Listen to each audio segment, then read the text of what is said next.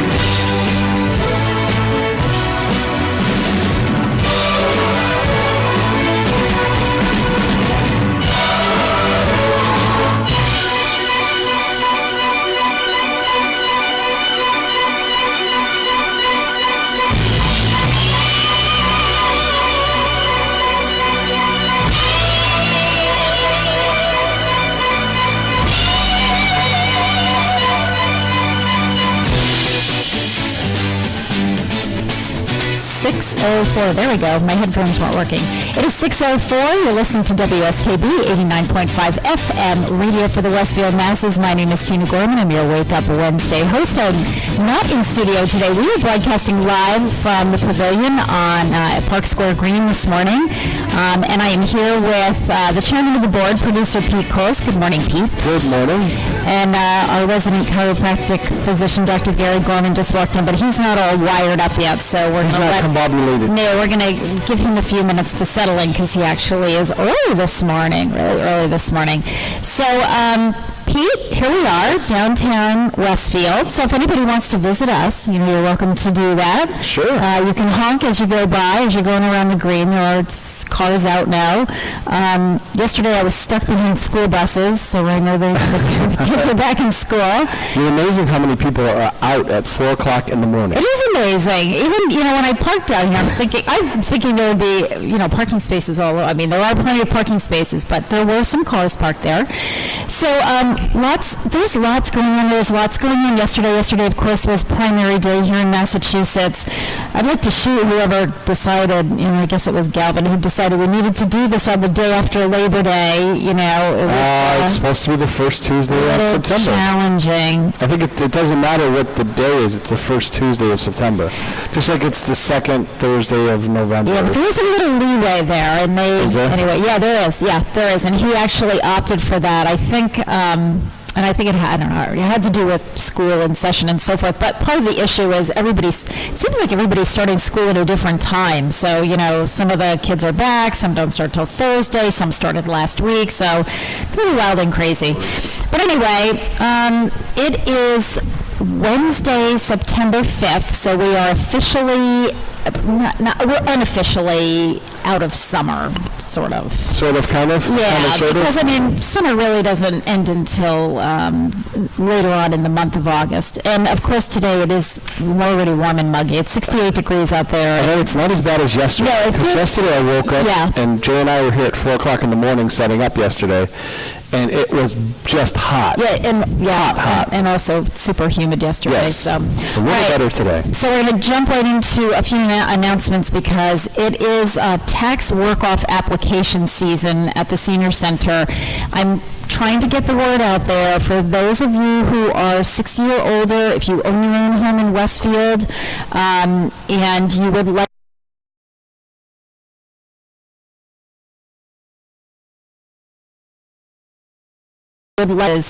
this is your time to apply for that. We call it the Senior Citizen Property Tax Work-Off Program.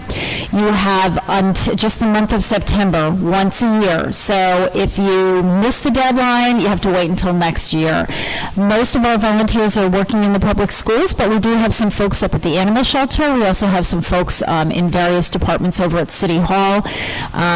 So if you're interested in doing some community service hours for the city, it's a total of 43 hours over an 8-month period. Comes out to about 2 hours a week. That's about it. In order to get $500 off of your property taxes next year, give me a call. I can send you the application packet. My number at the Senior Center is 562-6435. And there are a variety of eligibility requirements, but I will give you the income guidelines because those are the ones that people usually stumble over.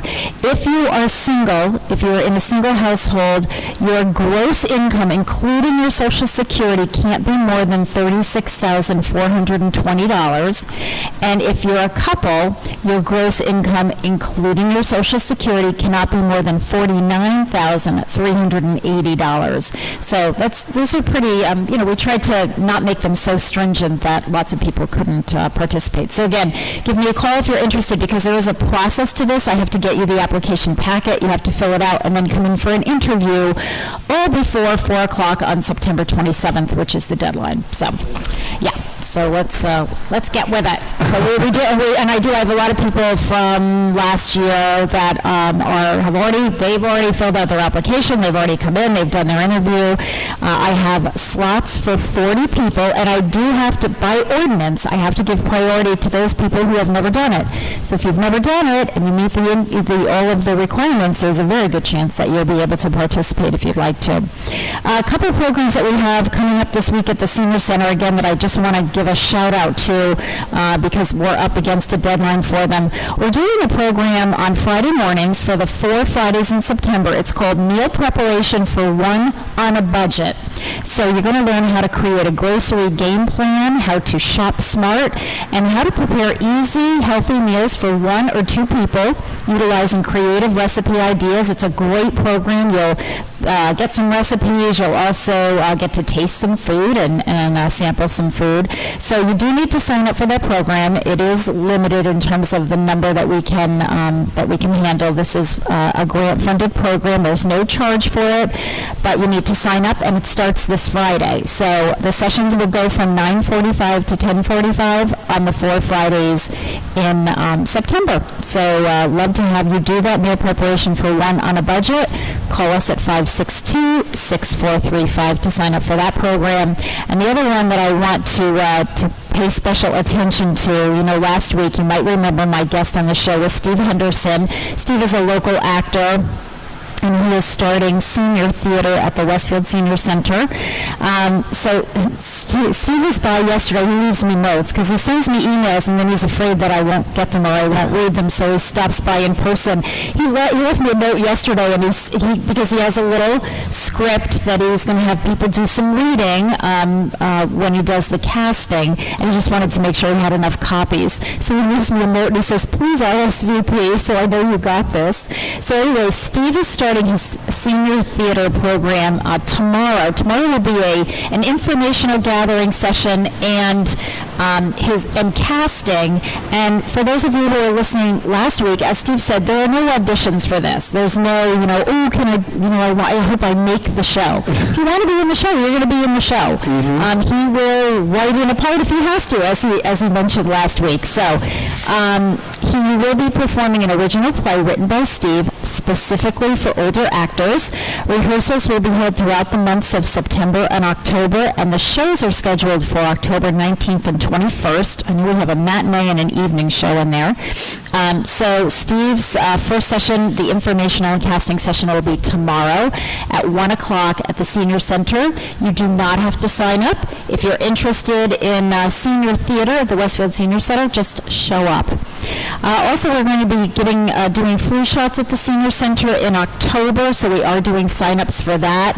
Again, just give us a call at 562-6435. We'll be doing the flu shots. The health department will be doing them on Tuesday, October 2nd and Wednesday, October 3rd in the afternoon.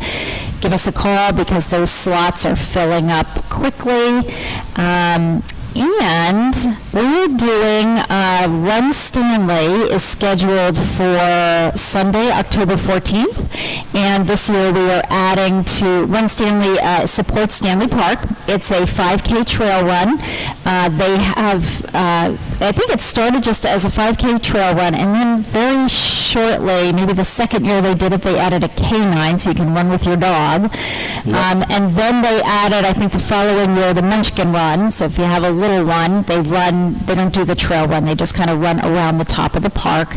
And this year we're adding... They do a lap. They do a lap, that's right, Pete, yeah. They do a lap around the outside of the park on the grass, all within sight, so you can see your children, you don't have to worry about them. And they're also accompanied by... Yeah, they are. Yep.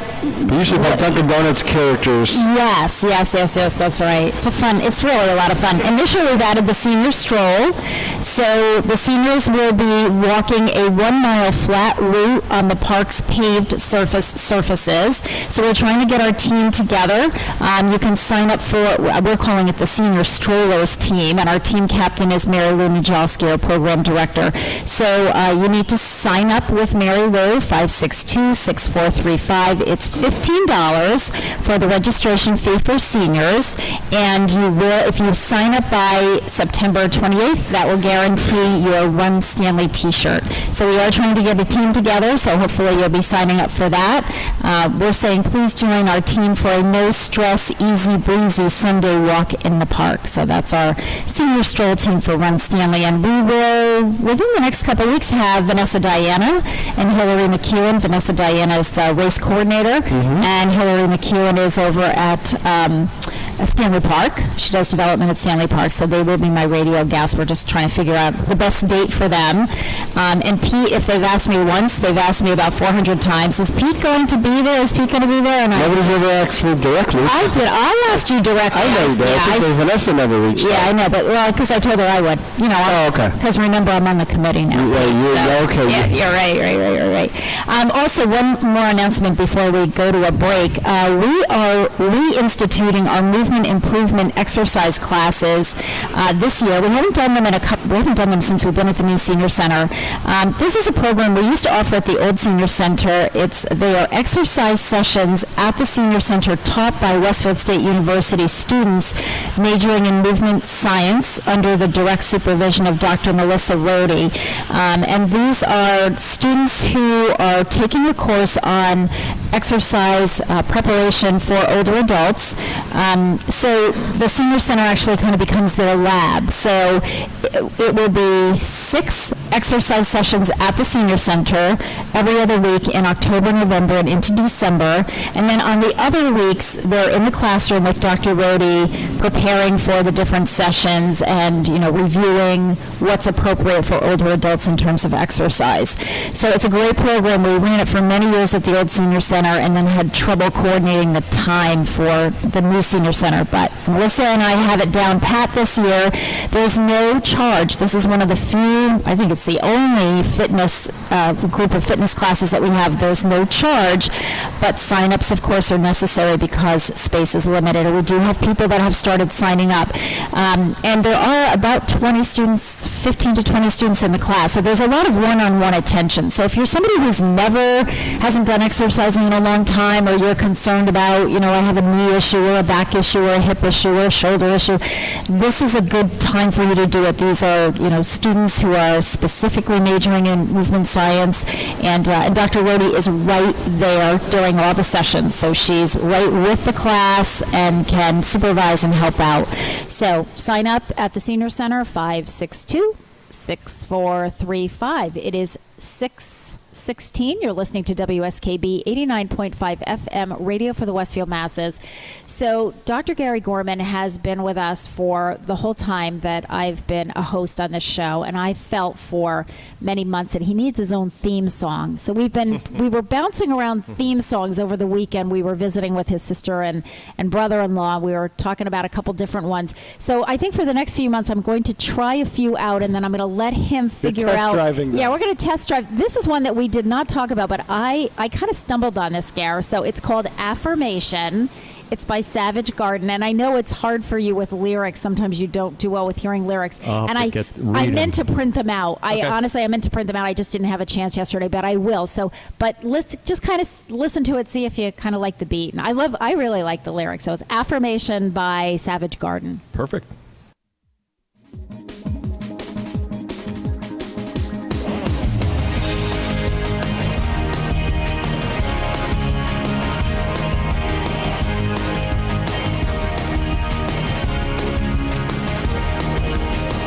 I believe the sun should never set upon an argument. I believe we place our happiness in other people's hands. I believe the junk food tastes so good because it's bad for you. I believe your parents did the best job they knew how to do. I believe that beauty magazines promote low self-esteem. I believe I'm loved when I'm completely by myself alone.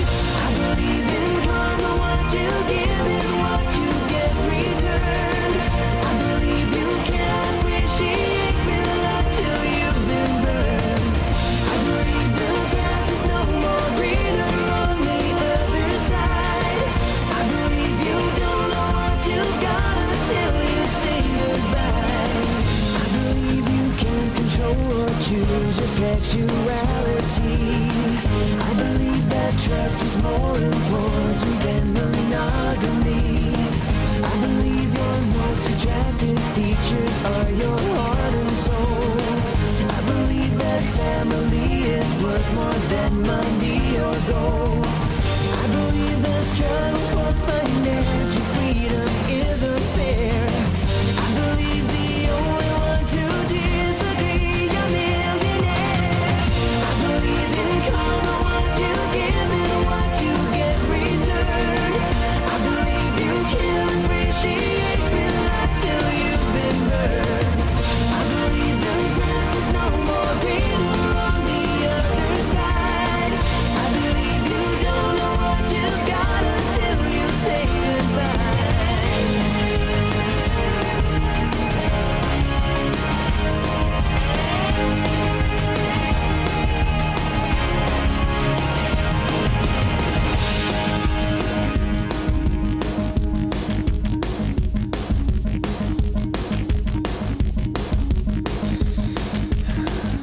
I believe forgiveness is the key to your unhappiness. I believe that wedded bliss negates the need to be undressed. I believe that God does not endorse TV evangelists. I believe in love surviving death into eternity. I believe in karma, what you give is what you get returned. I believe you can't appreciate real love till you've been burned. I believe the grass is no more greener on the other side. I believe you don't know what you've got until you say goodbye. I believe in karma, what you give is what you get returned. I believe you can't appreciate real love till you've been burned. I believe the grass is no more greener on the other side. I believe you don't know what you got until you say goodbye. Until you say goodbye. Oh no no no no no no no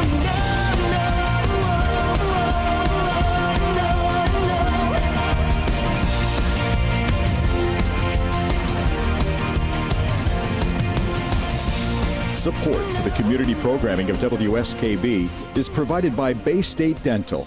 Comprehensive dentistry at 14 convenient locations in Springfield, Chicopee, Longmeadow, West Springfield, Belchertown, East Longmeadow, Ludlow, Northampton, Greenfield, and Wilbraham, as well as 29 Broad Street in Westfield. Bay State Dental makes it a priority to help you achieve and maintain the healthy smile you deserve.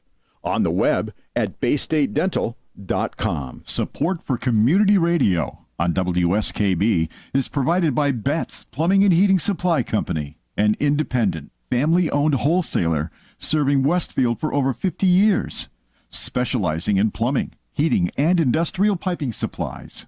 On the web at betsplumbing.com or at 14 Coleman Avenue in Westfield. We thank the generosity of our underwriters. For more information, please contact the Westfield State Foundation at 413-572-8646.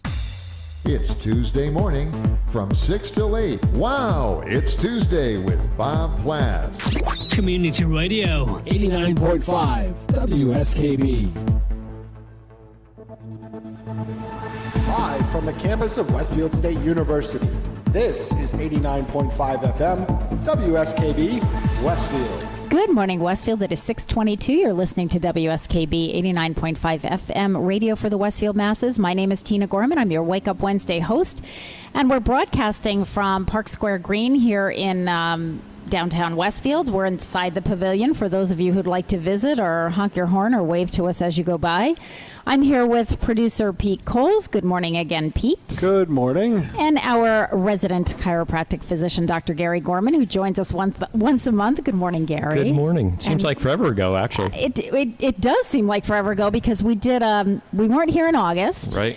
We're going to talk about where we were. Yes. But in July, you did two shows. We kind of did. Right. We did a July show I and then re-aired it. I was off the hook for one, and you pulled me right in after the Bar Harbor vacation. Absolutely. Yeah, that's right. You thought you were going to get away with something. Because but we were on vacation during the first Wednesday. Yeah, the first Wednesday in July. So we did it on the second Wednesday in July and then ran it again in the first Wednesday in August. Which but is here we are. Yep. First Wednesday in September. So as an introduction to our topic this morning, Gary, I'm going to mention that September is Self-Improvement Month. Okay. Which is really kind of neat. And I'm actually going to utilize September as Self-Improvement Month over the next couple of weeks with some of my other guests, with Joe Rouse, Director of Health, who is my guest next week, and Dr. Akinyele Lovelace, who is our resident primary care physician. Yep. So I have a list of sort of 6 tips for sort of improving yourself over the month, during the month of September. But there's only one that I want to talk about with you today as an introduction to what your topic is going to be. Before I do that, I will read this just overall September Self-Improvement Month little blurb, which is... Give me a little idea of yeah, what just we're a little gonna be talking idea, about. right. So Dale Carnegie wrote one of the earliest self-help books in How to Win Friends and Influence People. Mm-hmm. Most people have heard of that book. The paperback was first published in 1936 to help people get out of their mental ruts and to utilize their talents. Not much has changed over the decades. People still desire to improve their lives. Topics like self-confidence, learning to forgive, letting the small things in life go, and living with purpose are all fundamentals of self-improvement. But there's also financial, spiritual, and a journey that's always ongoing. Reading a book like the one Carnegie authored is the beginning, and hopefully these 6 tips offered for National Self-Improvement Month in September will spur success over your lifetime. So the one tip, which is kind of number 3 on the list, but we're going to jump ahead, is travel. Yep. Oh. So this says, like to travel? Take on the adventure of planning small trips and go to cities you've never been to before. Self-improvement is about pushing boundaries, so get going. Traveling changes a small world into a vast adventure. This can be the open highway or a trip to Eastern Europe. Absorbing different landmarks, history, culture, and food is a paradigm shift. If this is not for you, learn more about local landmarks and visit them. The idea is to gain a bigger perspective and to reach outside of comfort zones. Going into a different environment can be a positive step.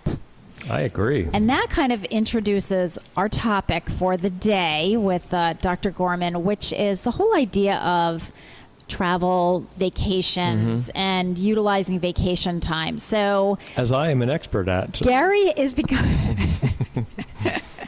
we joke about this, but let's talk about that. We joke about it a lot in our house, Gary, but that has become something that's really central to your life since you had your heart surgery. Exactly. So talk about that. Why?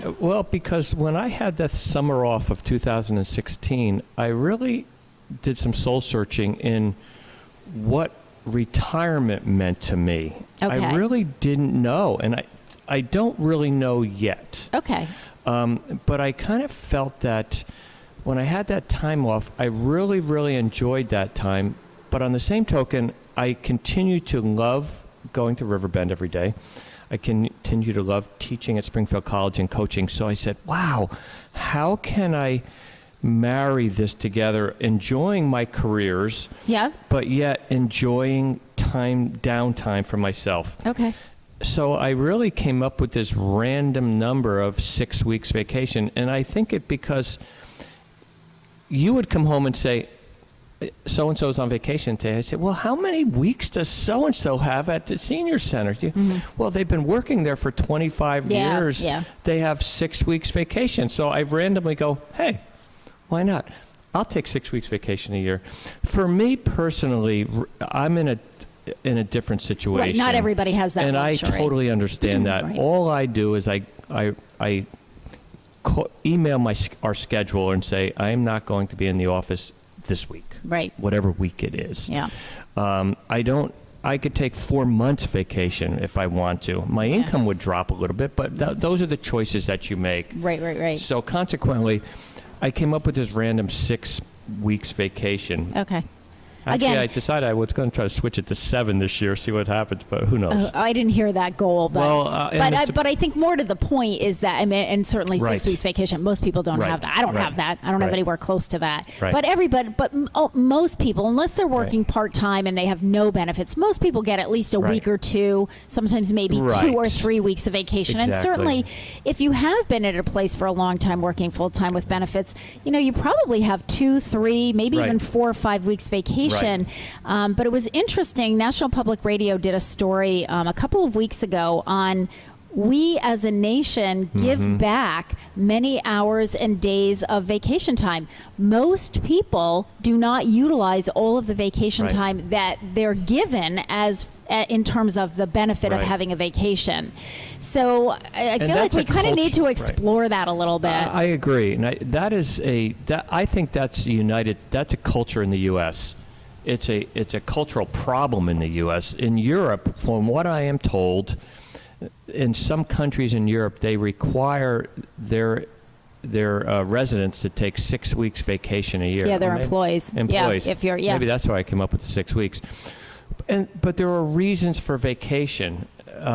For one, if part of your benefits package is X number of weeks vacation, and you can't use that time, I think that requires some soul searching to say, why can't I use this time? Yeah. And boy, there's a problem with the infrastructure here. If I can't get away for the vacation time that I earn, but I Right. can't do. Right.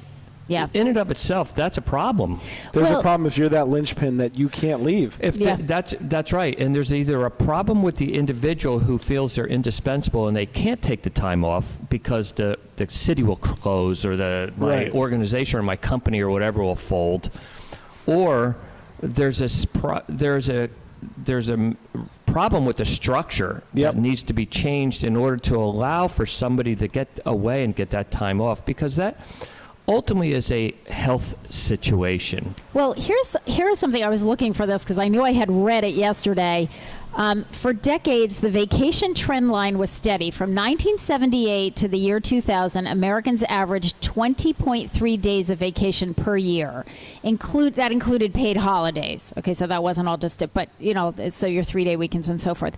But during this century, so starting in the year 2000, there's been a steady decline.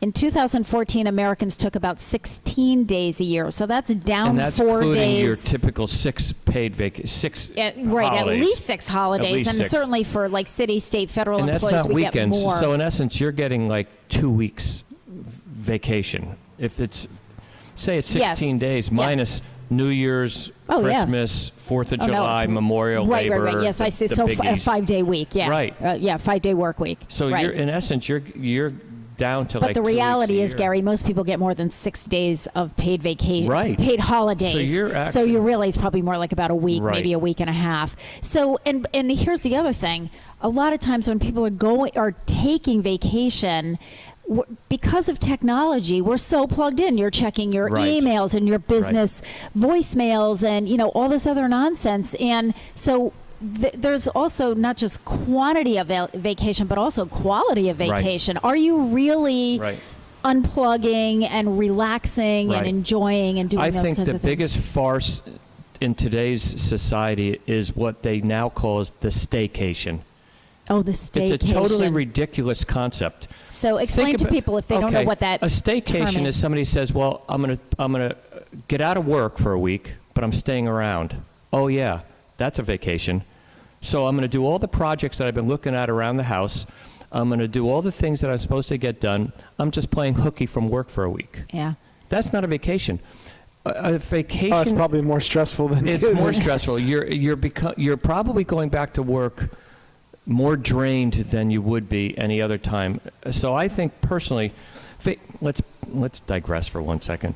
Vacations are our way of getting away from our routines, the daily grind. We get into a flow of our life, Yeah, basically. sort of a rhythm. A rhythm, a routine. I call it a rhythm. We get up the same time in the morning, we get dressed, we do our thing, we get to work, we work and come home, and that's a routine that we Sure. get involved with. Our bodies work on two basic nervous systems, the sympathetic nervous system and the parasympathetic nervous system. The sympathetic nervous system, which I've talked about in prior shows, is the fight or flight. It's the adrenaline nervous system. Okay. It's the one that we get jacked up all about. It's Sure. the one that gets us excited. That's all too often turned on way too often during the course of our year. Yeah.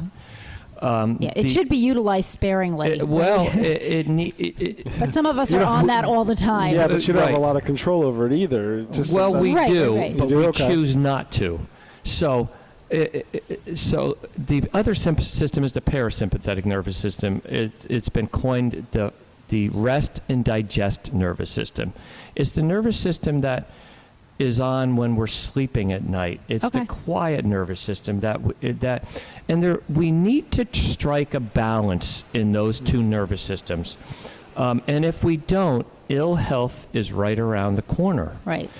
So Somehow we're tying, believe it or not, we're tying like the whole vacation topic into your physical health, right? Oh, yeah. clearly. Yeah. You know what? How many people are, oh, I need a vacation. Yeah, you need a vacation Yeah. because you know what? Yeah, You're you really miserable to do. yourself. Yeah. You're miserable to your coworkers. You're short. You don't have any patience any longer. You're not getting any sleep. You're gaining weight or losing weight depending on what your Right. stress Yeah, does yeah, to yeah, you. yeah, right. I need a vacation. Yeah, you need a vacation. Not a stay vacation. You don't need to stay home. You don't need to look at the same four walls that you look at every single day. Because as Tina Yeah. said a minute ago, I'm going to be on the computer. I'm going to be checking my text messages. I'm going to be calling into the office. I'm going to be doing Or all they're this going to stuff. be or they're contacting you. contacting You me. know what I Yeah. mean? You It's know, like, I understand it if you can't afford to go away, but you made a perfectly good point. Day trips are important. Don't stick around your house and do work all week. Right. Well, and come how back many? tired. I mean, how many times have we said there are so many things in the Pioneer Valley to do that we've never done or Right. we've never seen because Right. we're working all the time. Right.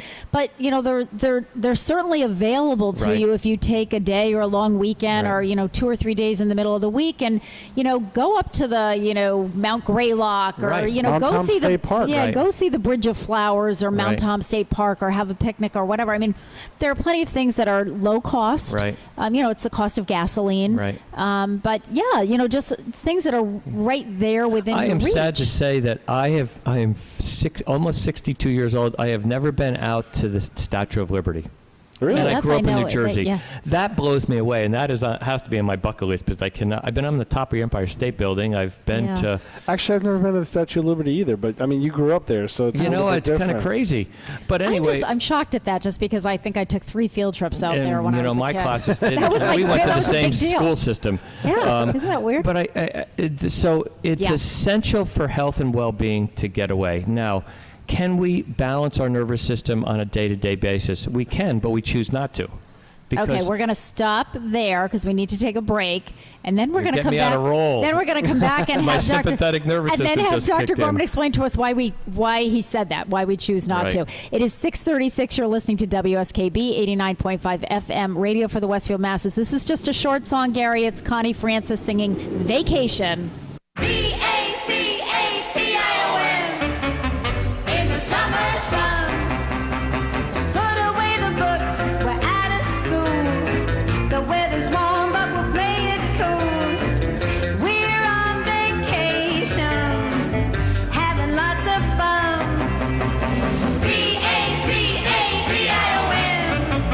in the summer sun. We're gonna grab a bite at the pizza stand. Write love letters in the sand. We're on vacation, and the world is ours.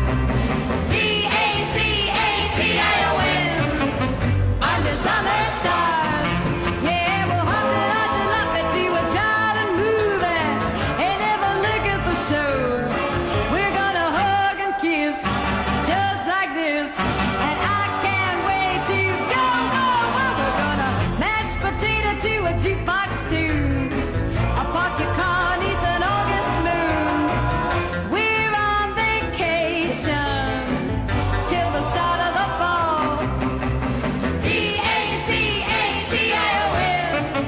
We're gonna have a ball.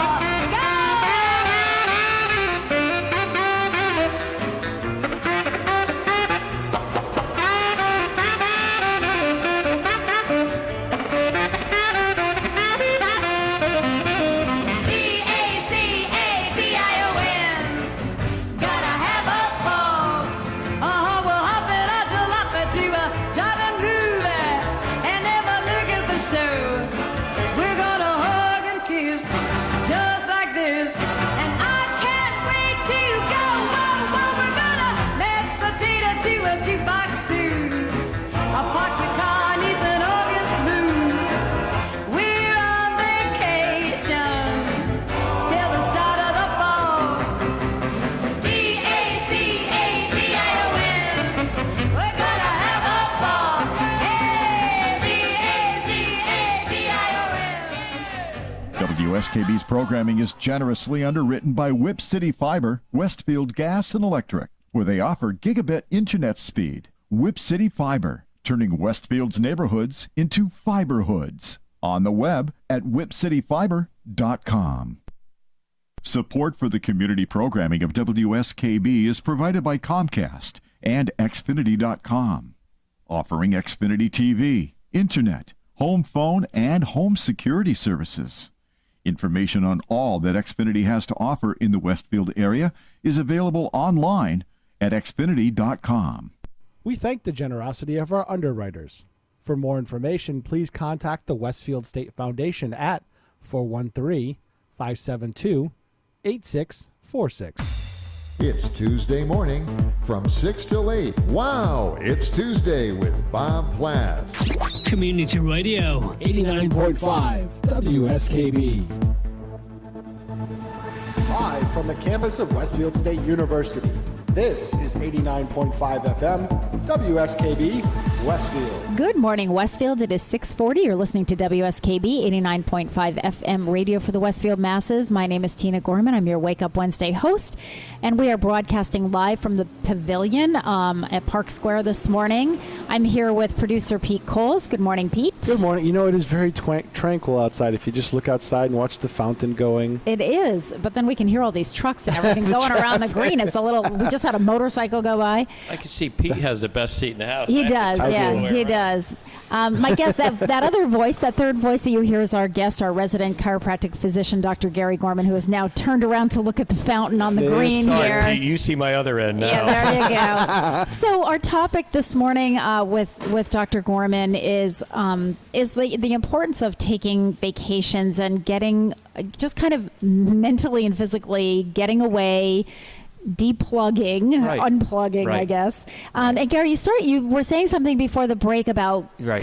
was it control? We Is that do the word? have control, balance. Balanced, okay. Balance. That we have control over balance is the balancing. buzzword in really just about anything in life. Sure. You know. Yeah. And so we do have control over balance, but life gets in the way. Yep. So for those of you who are physically stressed, then you need to do things to break that cycle. And those of you who are mentally stressed, you have to break that cycle. And those of you who are both, that's a little bit more challenging. So for me to get the construction worker who works a 10-hour day digging ditches to go to the gym and exercise afterward, that's silly because they've gotten their exercise Yeah, he's already, all day long. exactly, yeah. They need and more so mental they relief. either mental relief or rest and relaxation. Yep. You know, take a day trip and go to the beach, or just do some Yeah. easy hiking, or Sure. or sit home and read a good book, or Take a stroll through Stanley Park. or binge watch a movies or something to let your body rest Sit by a little the bit. pool. you know? For a lot of us who are mentally stressed, then we need to get into more physical exercise or something to break that cycle. Yeah. Go for hikes in the park, or go for trail walks, or go take a yoga class or a meditation class, or go to the gym. Anything that's breaking that cycle. But we tend to, as a society, again, because Tina and I we were in Ireland for 11 days in early August, and we really saw a different culture, Different especially pace in the of life. country. In certain parts, I mean, it's a big country, so Dublin and Belfast were cities, so Yeah, sure. consequently things Fast are on the pace. buzz. But the pubs are always, they're open, but I don't necessarily. All right, so I think to kind of summarize some of what you're saying, Gar, it may seem obvious that vacation makes us feel good, but its health benefits are in fact measurable, and I think that's something Right. that we haven't necessarily been Right. able to do in the past. But studies have found that vacation is linked to improvements in mood, Right. sleep, and blood pressure. Right. And it can help buffer the negative psychological impact of stress. Yes.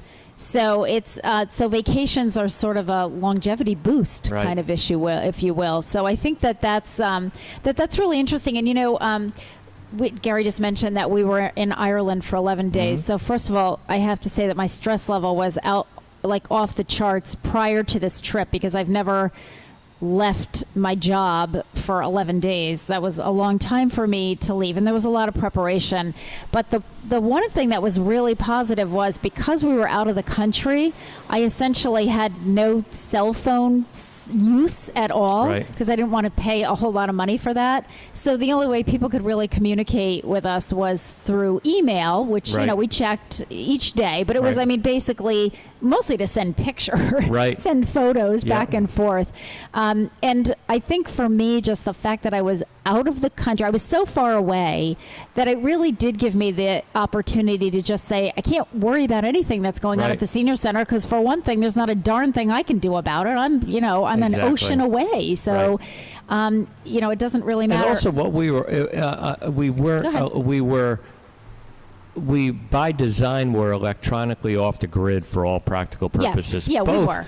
Yeah. electronically and media-wise. We didn't watch one lick of TV. We for never the turned on 11 a days television. that we were yeah. there, We which ju- was I think- absolutely awesome. I think, Gary, you turned on the TV in one of the hotels and couldn't figure out I how to couldn't do get it. it through the And so directory, we just and said, I- okay, well, we don't need this. We literally had no idea. Like, politically, we Right. didn't know what was going on. We'd go into a pub, and then there'd be like a Gaelic football game on, which was fascinating because it's something totally new to us, and we're watching it just because. Right, and then we're all trying to it's a figure out, like, cultural what the experience. rules are. Right, How exactly. do they play this? What are they doing? Oh, everybody's cheering. Okay, they just did something good.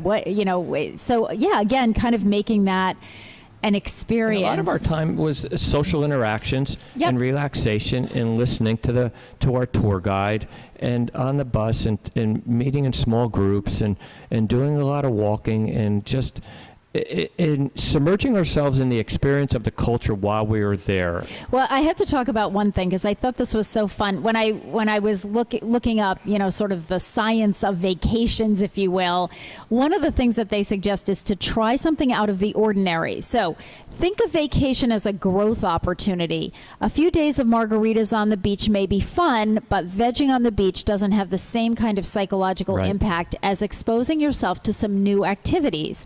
Whether it's sightseeing, learning a new skill, or some other adventure, find new ways to explore your interests. So going back to the Ireland trip, so first of all, the one place in Ireland that I absolutely wanted to visit, Gary knew the only way he was going to get me to Ireland is to promise to take me to Northern Ireland. I wanted to visit Northern Ireland. I wanted to visit Belfast. Just because of the history of it. I wanted to have a better understanding of, the IRA and who they were and why they did what they did. What was the fighting all about? Because I can remember, all of that on the front page at the time. I mean, I was an adult, but I never really understood it. Only because I didn't take the time to really get the whole history. So I learned all about that. That was like day one of our trip. Right. We started in Belfast for a couple of days, and that was so fascinating. But the other thing, Gary, that we did, and we had planned this trip with, it was a group of friends. Right. There were 27 of us total. It was friends and friends of friends. Right. And so we all didn't know each other, but There were no strangers. No, everybody knew one of the three core groups. Right. There were like three couples, and everybody was somehow connected to one of those three couples. So our friend Gloria was one who kind of planned the itinerary. And one of the things she planned, if you remember, Gar, was this. We went to this cooking school. That was great. We went to a cooking school for one of our meals, and we actually broke up into teams. And the woman who ran it has been on like Good Morning America and some of those shows. She's Irish, so she's got the real brogue and everything. And she had planned a meal that we were going to prepare. So I remember thinking at first, we're going to do what? I don't even cook at home. What the heck? I know. That was one of the most fun experiences. That really because was. We broke into teams. I think there were 4 or 5 of us on our team, and each team had like a table, and then we had our recipes, Right. and we were all going to make a meal that we were all going to prepare. So we all did different parts of it. So our group prepared the scones. Right. We had to make scones, and we had to make some roasted vegetables. And a portion of the soup. And a portion of the Because soup. the soup it was made a, of two totally different soups. Yeah. There was a tomato-based and a cream base, and you folded them in together. You twisted them together, and they were the colors of the Irish flag when you were done. It was really cool and really delicious. And we made the Bailey's chocolate truffle cake for dessert. So we're doing all this, and then some other group was working on the chicken and the potatoes, and then in the end, Irish soda bread. The Irish soda bread. They did Irish soda bread, and in the end, we put it all together. It was so much fun, very experiential, not anything that I would have scheduled in doing myself. Because I wouldn't really have thought of that as, something that everybody would enjoy, but we had a blast. And so, that just to the point of just try something different, try something new, go to, see something. Even if you're staying closer to home, even if you're staying within Massachusetts or Connecticut or Vermont or New Hampshire or New York, I mean, we live in a state where you can get to a lot of places. Let me back up on the staycation deal. I say that because we just brought our daughter back from Florida. Yes. And we made the comment that, oh my God, I could spend a week in Virginia, just go to and spend a whole week and go to a bed and breakfast and take a day trip to go to Monticello and take a day trip and go to DC or take a day trip to go into Luray Richmond or Luray Caverns or Natural Bridge, all kinds Reddish of things Knob. down there.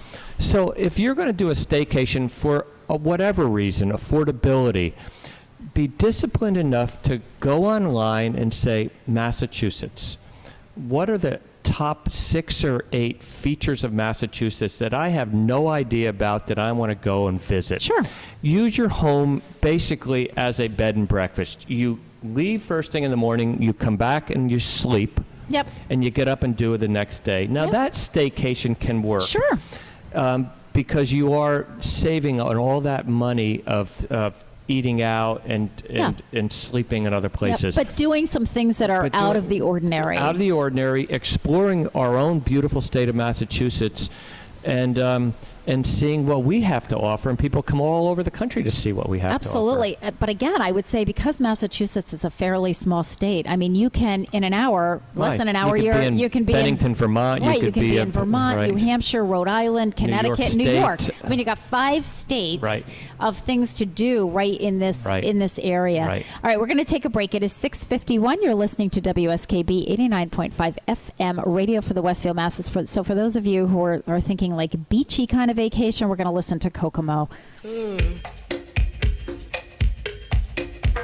Aruba, Jamaica, ooh, I wanna take you. Bermuda, Bahama, come on, pretty mama. Key Largo, Montego, baby, why don't we go? Jamaica, off the Florida Keys.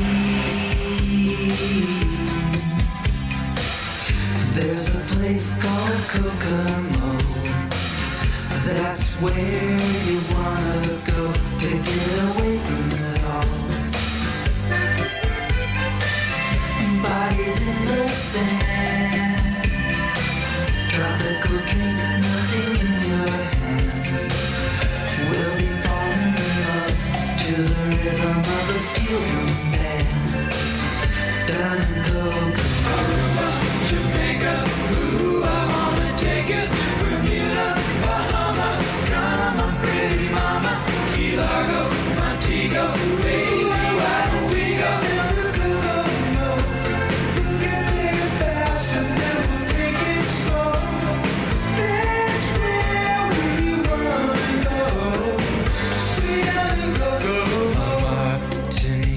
That Montserrat mystique, we're out to sea, and we'll perfect our chemistry, and by we'll defy a little bit of gravity.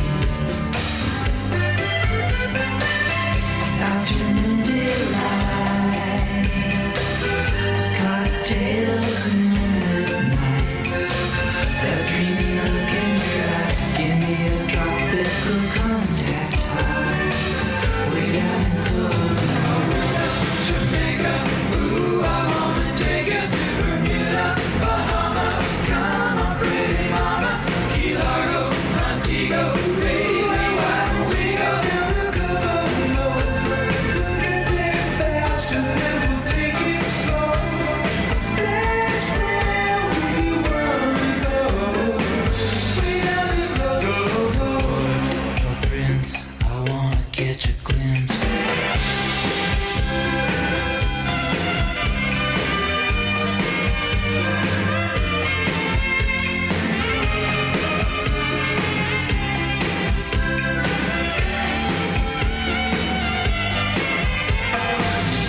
Everybody knows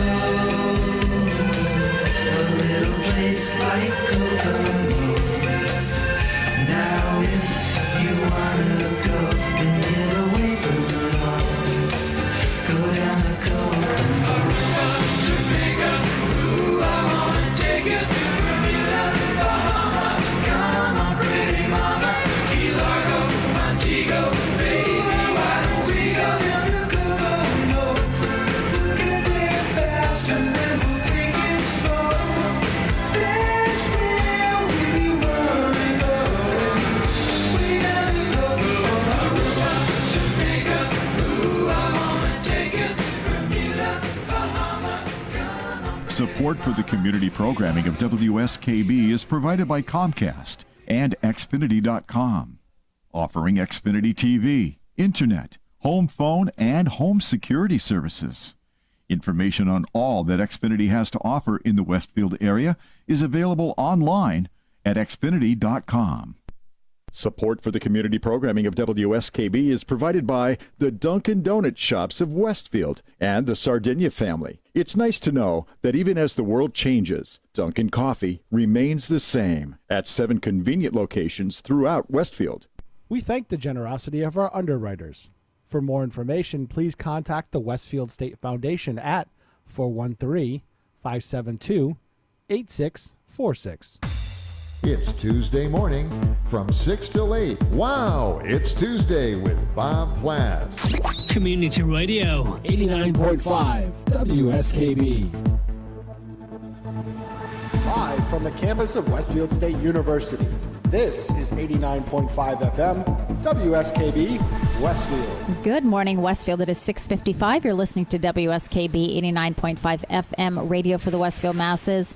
My name is Tina Gorman. I'm your Wake Up Wednesday host, and we are broadcasting from the Pavilion live at Park Square Green here in downtown Westfield. Producer Pete Coles is on the board this morning. Good morning again, Pete. Good morning. And our special guest is our resident chiropractic physician, Dr. Gary Gorman, with Riverbend Medical Group. Oh, it's soon. Is it? Have Now you it's changed your called- name now? oh, yes. Oh, I Now have it to is change it on called my cheat sheet. It's called Trinity Health of New England Medical Group. Yeah. Okay. Here you go. Trinity Health of New England Medical Group. All right. As of yesterday. In Agawam, as of yesterday. All There our you go. logos are changed Dr. and everything. Gary Gorman. Yes. So we are talking about the importance of vacations Right. and giving your mind and your body a break from the routine and the rhythm of and the stresses of your everyday life. Right. So Gary mentioned that we were in Ireland for 11 days. So Gary, what was your favorite part of the trip to Ireland? What would you say for you? Of course, and you've been there before. Yeah, so. Belfast was awesome again. I was there last summer. I really loved Belfast.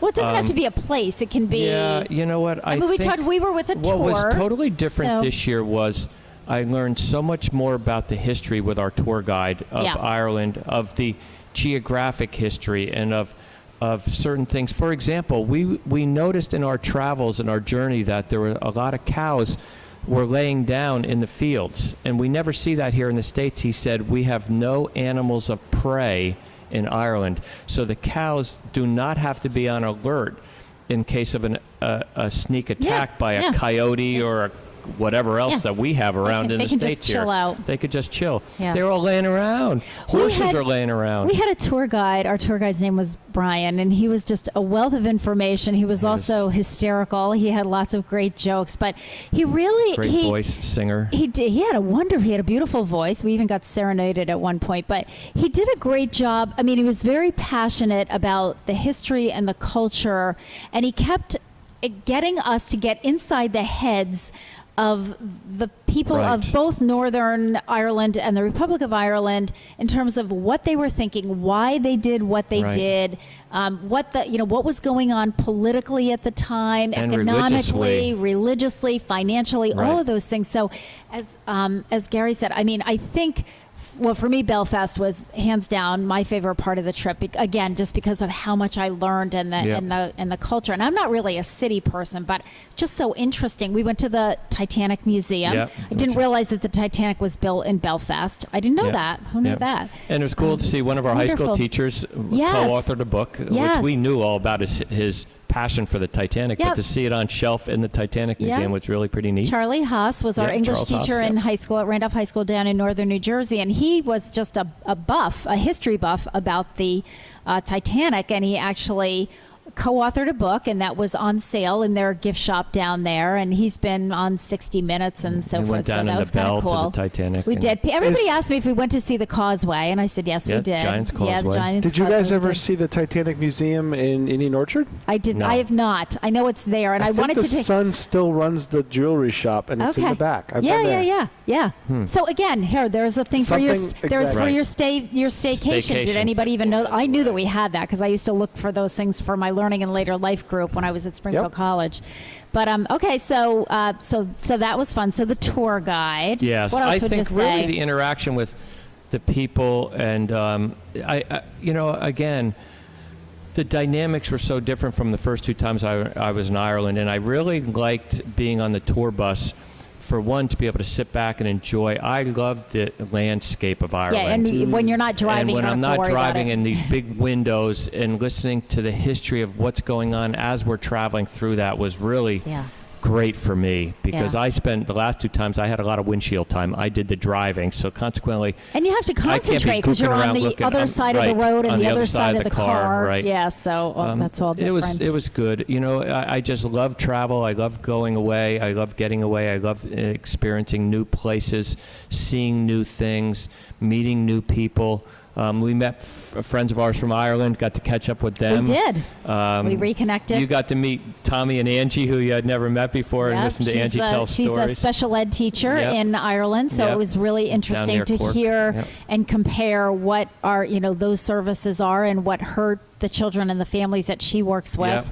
Our friend Laura works with on suicide prevention. So that was very interesting, again, to kind of compare what's happening there with what's happening Their here. cultures and ours. We had a kind of an added bonus. We didn't know this, but two of the folks in our group, Matt and Kristen, eloped. Right. During our vacation. So we had a wedding on the Cliffs of Moher. Cliffs of Moher at the complete O'Brien with her Tower. wedding gown. And see, that's cool. It was very cool. We were a part of that. It was so funny because when we met each other, she came onto the bus and they knew one of the other couples.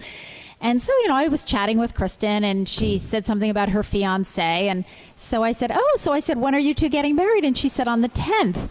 And I said, wow, the 10th of September? I said, that's like a month away. She goes, no, the 10th of August. And I'm going, the 10th of August? That's like in 3 days. And she goes, yes, we're getting married at the Cliffs of Moher. And I was like, how cool is that? It's so funny because when we were in Galway, there's an area in Galway where it's a walking pedestrian place where there's tons of pubs and stores and everything like that. Well, we would just go to a bouncer at one of the pubs and say, is the bride in here? He'd point, nope, down to the left. Right, because what happened was their wedding was at noontime on the Cliffs of Moher, and that evening we stayed in Galway for the next 2 nights. So when we got to the hotel, she kept her wedding gown on and just kind of did a pub crawl, really up and down the street. I mean, they were like one after the other. So Gary and I were going to meet up with them, and Gary said, well, there's like a zillion pubs in Galway. How are we going to find them? I said, how many people do you think are walking around in a wedding gown and a suit I told tie? Christy, you just have to keep that wedding dress on because that's the only way we're going to find you. Well, I can assure you that Matt and Kristen did not buy themselves one drink all night long. Oh, and it was so much fun. They had a blast. And she said, I asked her the next day, she said, it far exceeded any of my expectations. And it was a beautiful, it was a gorgeous day. She actually got sunburn on the Cliffs of Moher. And it was windburn. cold. Matt was like, oh my God, you thought he was laying out on the beach. Yeah. He was so But it red. was very sunny. There wasn't a cloud in the sky when they were up there. So much fun. So the importance of vacations. Yeah. And I think winding this up is that when I talked about the overpowering sympathetic nervous system, in time, it catches up with us with our chronic diseases. And that's really and that's where it hits you physically. And you know what? It could hit you in a way that, what do you mean I have high blood pressure? I didn't know that. Yeah. Well, when's the last time you took a vacation? Well, 4 years ago. Yeah. Or just how many? I work 70 hours a week. I don't take any vacation. I don't eat well. I don't, high blood pressure. There's a whole bunch of stuff that starts to affect us.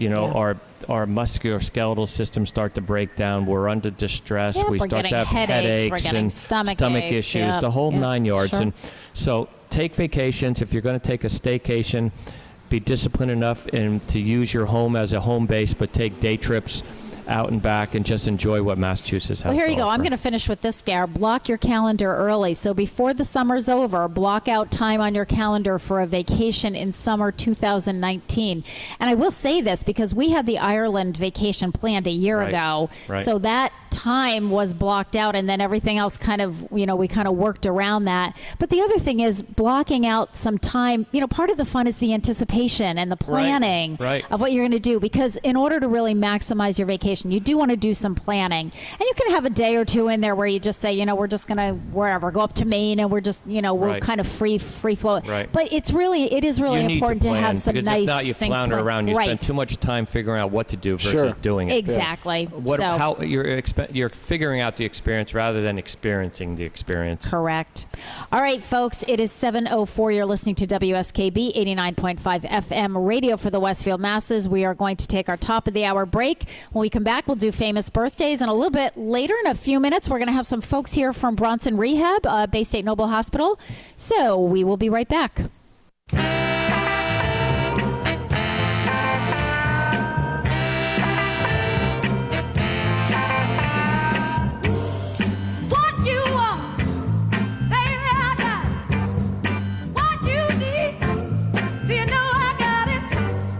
All I'm asking is for a little respect when you come home. Hey!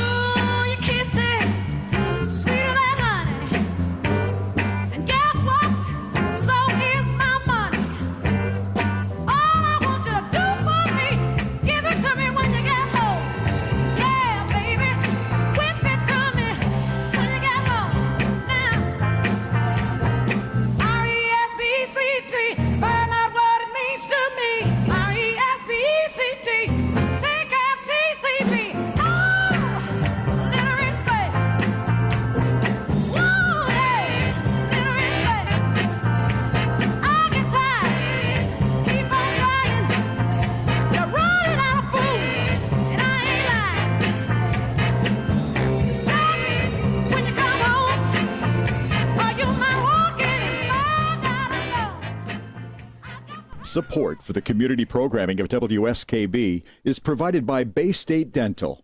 Comprehensive dentistry at 14 convenient locations in Springfield, Chicopee, Longmeadow, West Springfield, Belchertown, East Longmeadow, Ludlow, Northampton, Greenfield, and Wilbraham, as well as 29 Broad Street in Westfield. Bay State Dental makes it a priority to help you achieve and maintain the healthy smile you deserve. On the web at baystatedental.com. We thank the generosity of our underwriters. For more information, please contact the Westfield State Foundation at 413-572-8646.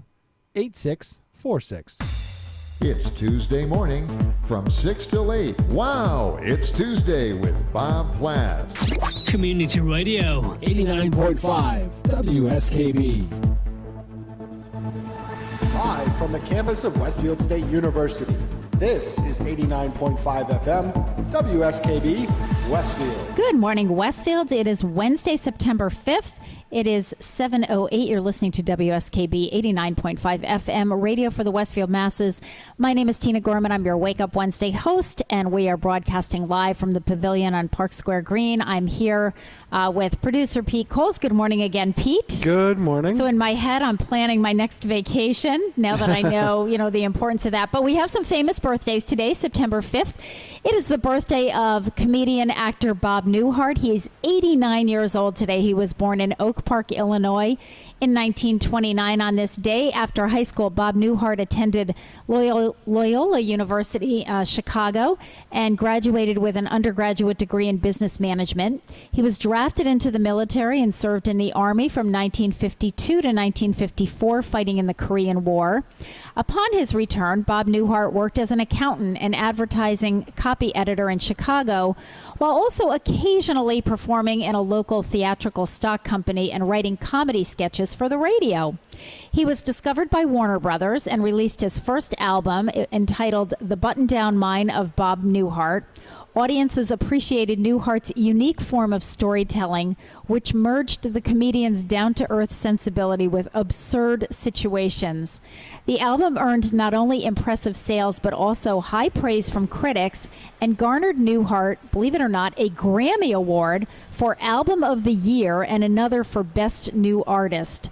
The Bob Newhart Show, which ran from 1972 to 1978, in which he co-starred with Suzanne Pleshette, was a sitcom that featured Newhart as a psychologist in Chicago. The show was well received by audiences. We've got that little, there you go. Thank you, Pete. I had to do the full intro with the phone call. Yeah, the phone call. That was part of it. Newhart took a hiatus from television for 4 years and then returned with yet another popular sitcom simply named Newhart, and that ran for 8 years from 1982 to 1990. In 2013, he made an appearance on the popular series The Big Bang Theory, for which he surprisingly received his first Emmy for Outstanding Guest Actor in a Comedy Series. So That's happy funny. 89th birthday to Bob Newhart. And I think about I like the Newhart when he came back as Newhart with the just bed as and Newhart. breakfast. Yeah. That was a great show. And It was he's one of wonderful. those guys where I just think about him and I start laughing. Yeah. Because he's very, it's very quiet about it. Yeah, he's not, sneaky. He's not loud and in your face, but he's hysterical. He's so happy sneaky. 89th birthday, and thank you, Bob Newhart, for all your comedy. Today is also the birthday of the late Freddie Mercury, singer-songwriter, born September 5th in 1946. Freddie Mercury was born Farrokh Bulsara on September 5th, 1946 in Zanzibar, Tanzania. Freddie Mercury studied piano in boarding school in India and befriended numerous musicians at London's Ealing College of Art. The music of Mercury's band Queen reached the top of U.S. and British charts. In addition to his talents as a singer and songwriter, Mercury was also a skilled showman. He liked to wear costumes, often featuring skin-tight spandex, and strutted around the stage, encouraging fans to join in the fun. Artistic in nature, Mercury was also actively involved in designing the art for many of the group's albums. Hit songs by Queen included We Are the Champions, We Will Rock You, and another one, Bites the Dust. Mercury died of AIDS-related bronchial pneumonia in 1991 at the age of 45. Today's also the birthday of Raquel Welch, actress born on this day in 1940 in Chicago, Illinois. She's 78 years old today. God, it's hard to imagine Raquel Welch being 78. She worked as a model, waitress, and television weather girl before making her film debut in 1964. In the movie 1 Million Years BC, which came out in 1966, she was dressed in a scantily clad deerskin bikini that raised her status as one of the top sex symbols of her time. In the 1970s, Playboy dubbed her the most desired woman of the decade. Her later feature films include Legally Blonde and Forget About It. Business ventures include jewelry, skincare line, wigs, and spokesperson for Foster Grant reading glasses. So happy 78th birthday to Raquel Welch. And this one I threw in there for you, Pete. Okay. It is the birthday of the late Arthur Charles Nielsen, engineer born September 5th, 1897 in Chicago, Illinois. He died in 1980 at the age of 82. Nielsen attended the University of Wisconsin, graduating valedictorian and earning a degree in electrical engineering. The A.C. Nielsen Company debuted in 1923 and was a success, initially focusing on machinery performance assessments. The business suffered greatly during the Great Depression, however, but Nielsen was able to turn the tides, reinventing the company and creating the Nielsen Food and Drug Index, which measured food and drug sales via a sample of stores. In the mid-1930s, Nielsen purchased an invention known as the Autometer from two Massachusetts Institute of Technology professors, Robert Elder and Louis Woodruff. Nielsen patented and tested the device for some years before launching the Nielsen Radio Index, which used the Autometer to record which stations a sample set of listeners were turning into and for how long, serving as a resource for advertisers. Nielsen's methods of tracking radio listening caught on hugely, and by the beginning of the 1950s, Autometers were utilized across the country in more than 1,000 homes. Nielsen then turned to the small screen, using devices placed on television sets to measure what a sample of viewers were watching. Utilizing a subset of viewing diaries as well, the company was able to provide viewing percentages to advertisers and broadcasters, coupled with key demographic information. Though there have been critics over the methodology used, the Nielsen form of measuring TV viewership became the industry standard, and the company has refined its technology over the decades to adapt to different forms of media and programming. So the Nielsen ratings. Nielsen ratings. I had to throw that in there for Pete because he's a media guy. So happy birthday to the late Mr. Nielsen. All right, folks, it is 7:15. You are now up to date with birthdays. We know that September is Self-Improvement Month, and we're going to keep talking about that, as I said, in the coming weeks with some of our other guests. But we do have some folks coming up from Bay State Noble Hospital. We're going to talk to some folks from the Brunson Rehab Unit. Before I take the next break, I want to make one announcement because this is coming up this Saturday, and I did promise the folks at the American Inn that I would announce. The American Inn is having their Family Fun Day this Saturday from 12 noon to 3 o'clock. The American Inn for Retirement Living is located at 802 College Highway, Southwick, Mass. They'll have free apple pie and ice cream, horse-drawn wagon rides for the kids. Sarah, the fiddler, will be there. Teaching creatures.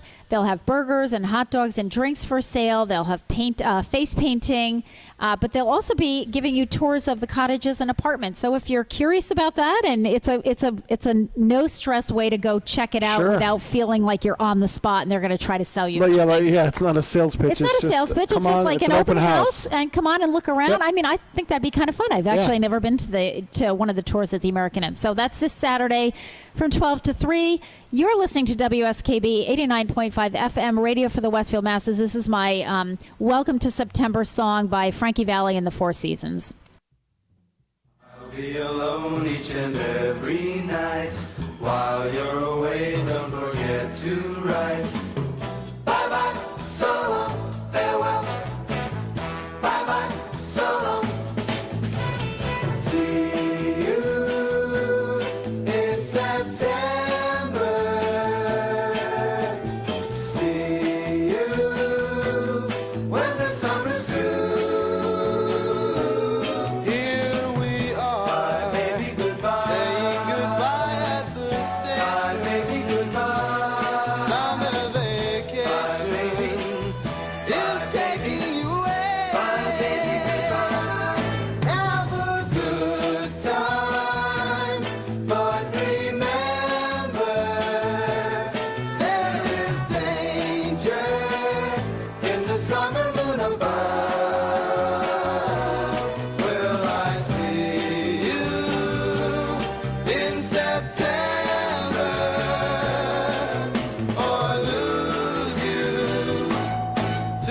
summer long.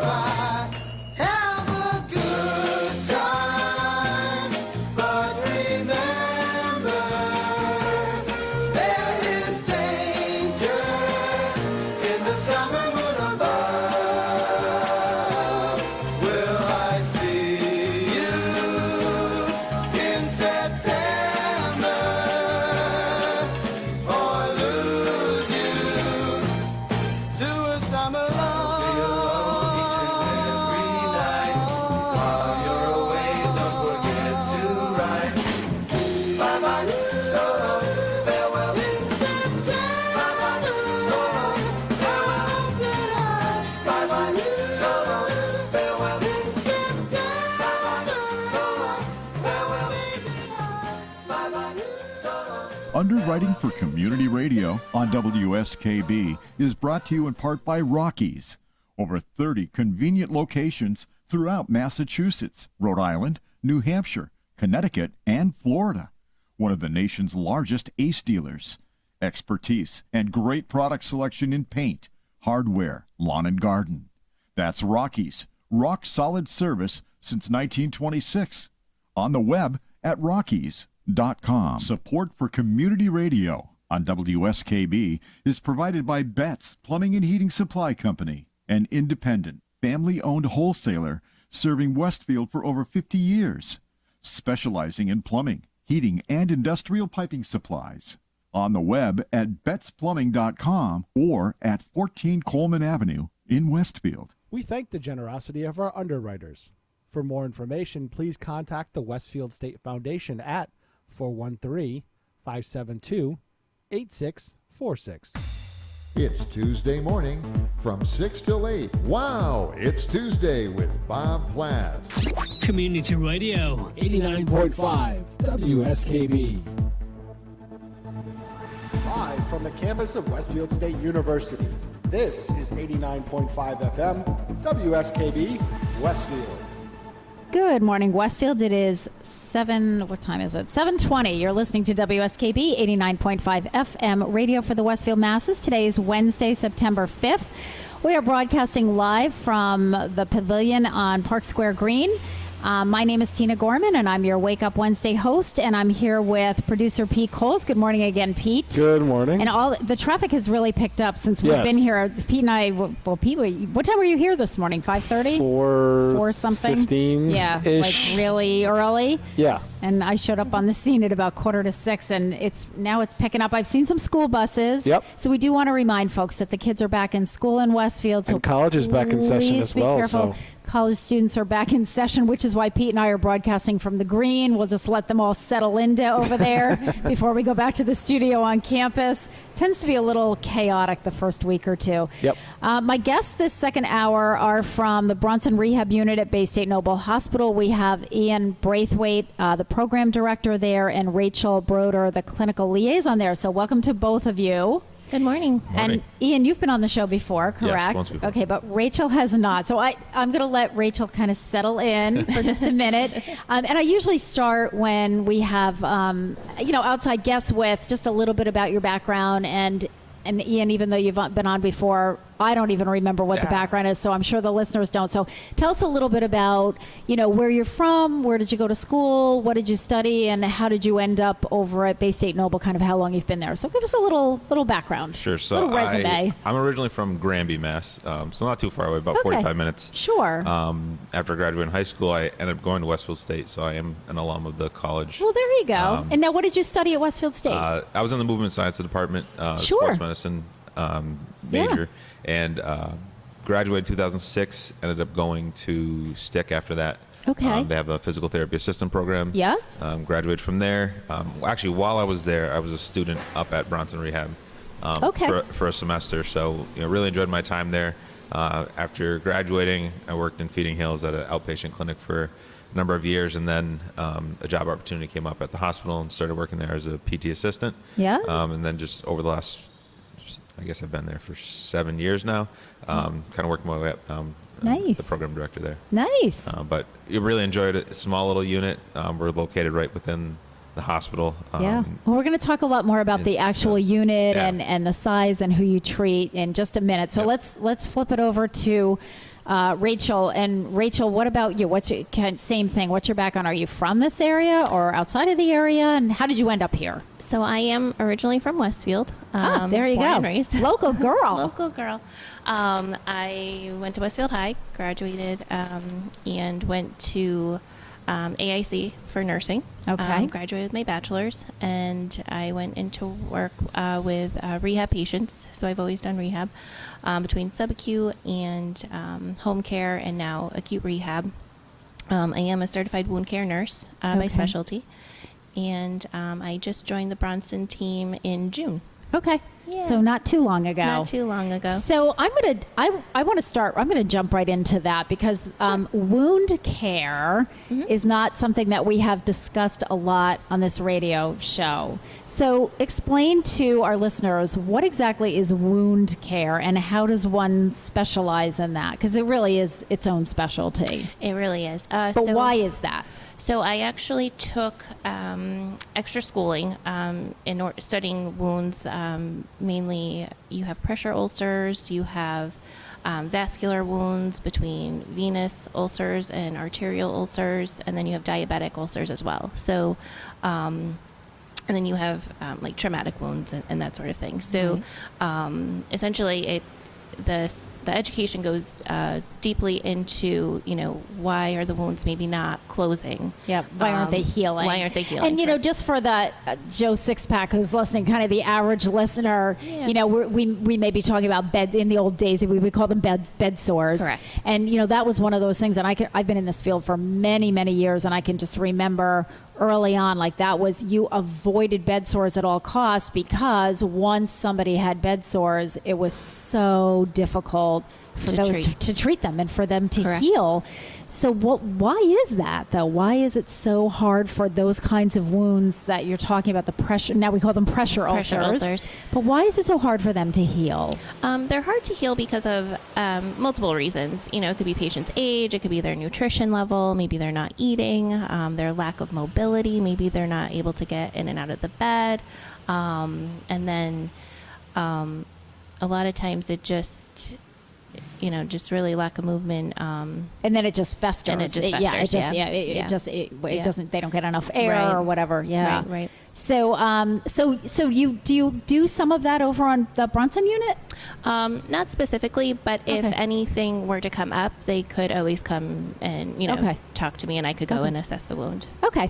All right. So let's talk a little bit about the Bronson unit. So now my first question, how many beds are there on the Bronson unit? 15 15 beds. Yep. Okay. Again, located directly in the hospital, right down the hall from the med-surg floor and the telemetry floor. We know. Yeah. So here's the thing. If you want my opinion, speaking for the seniors of Westville, we need that unit like tripled in size because everybody who, all the seniors that I work with, I can almost say all of them, like if they have a choice, they want to go to Bronson. Yeah.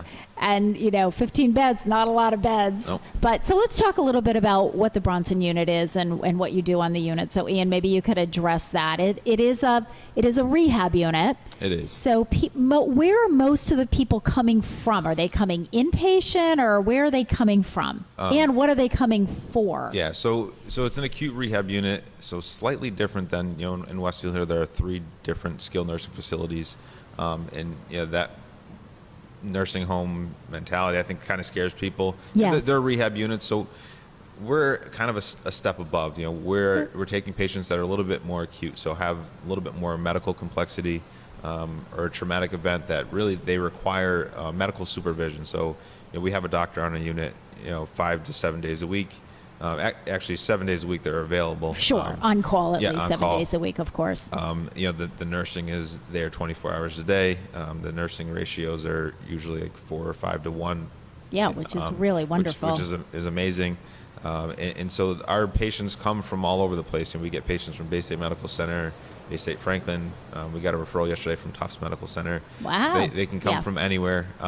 The types of patients we're getting, again, are unfortunately getting more and more complex. I know there's a lot of seniors in Westfield. Something happens to them, and they're like, "Oh, I want to go to Bronson." Sure, I want to go to Bronson, of course. Unfortunately, with Medicare and other insurance guidelines, it's becoming more and more difficult to get in. But we do our best to kind of accommodate, because we know the people of Westfield. Most of them know who we are, and we'd like for them to come through our doors. Well, here's the other thing. I think from a psychological standpoint, this is my personal theory after many years out in the field. Yep. I think that people would prefer a rehab unit within a hospital because they know you can't live in a hospital forever. Very true. The difference, seriously, Yeah. and the difference is when you go to a rehab unit in a skilled nursing facility, I think the psychology, and certainly if I were in my 80s or 90s, would be, you know what? I could end up here forever, but agree. I'm not going to end up there forever. Yeah, very true. And I think also just sort of that whole, thought process of hospital-based, more aggressive, Yep. more, we're really honing in on this. Yep. So talk to us a little bit about the kinds of cases that, that you're seeing at the hospital. I mean, people who have had strokes. What are we talking about? Let's I guess, dive into that a little bit. Probably the primary diagnoses that we see are stroke related or neurologically related. Even it could be a TIA, so a mini stroke. Somebody that has Parkinson's disease that's had kind of a backwards fall where they're just not, they're spiraling downhill, and they need kind of a little bit of a boost to get back to where they were. We have like major traumas where a car accident or somebody getting hit by a car. Okay. Sometimes it is just a general debility. The person goes in, they have a urinary tract infection, but CHF. They have Congestive heart failure. Got to be careful with those acronyms. Yeah, congestive heart the failure. medical complexity where they end up in the hospital and Right, multiple things going on. So they have just kinda- diabetes, and they've got heart condition over here, and maybe they've had some transient ischemic attacks or some Exactly. mini strokes or Yeah. something, and you start to put all those things together, and you suddenly have they- kind of a mess on your hands. They do, you know? and Yeah. so those people sometimes they'll qualify Sure. because they aren't at their baseline. We have patients that are in their 90s that are still playing golf, and their goal is to get better faster and go back to playing golf or go back to driving and doing whatever they were doing. So that's our goal, is to get those patients that are medically complex that we can help medically and physically in a short period of time and get them And home. Ian, do you? I'm guessing that a lot of your folks are older adults, but not necessarily all of them, right? You have No. different age. What's Yeah. a young? Do they all have to be adult though? You don't. 18, You don't yeah, deal with 18 pediatric and at plus, Bronson, so they have to be 18 or older. But certainly a car accident or some other type of traumatic Definitely. injury that would bring somebody there. Yep. All right, so that gives us kind of a little bit of an overview of the the kinds of people that you're seeing. So we're going to take a short break, and when we come back, we're going to talk a little bit about what the services are and what medical intervention you do and treatments while somebody is on the unit. So it is 7:31. You're listening to WSKB 89.5 FM radio for the Westfield masses, and I buried my cheat sheet here, Pete. So I don't remember what the song is. What is it? Oh, it's Queen, right? We're gonna for Freddie Mercury's birthday, and it's you've got a friend, right, or something like that. You're my best friend. You're my best friend. Thank you. Thanks, Pete. I'm gonna find my cheat sheet here.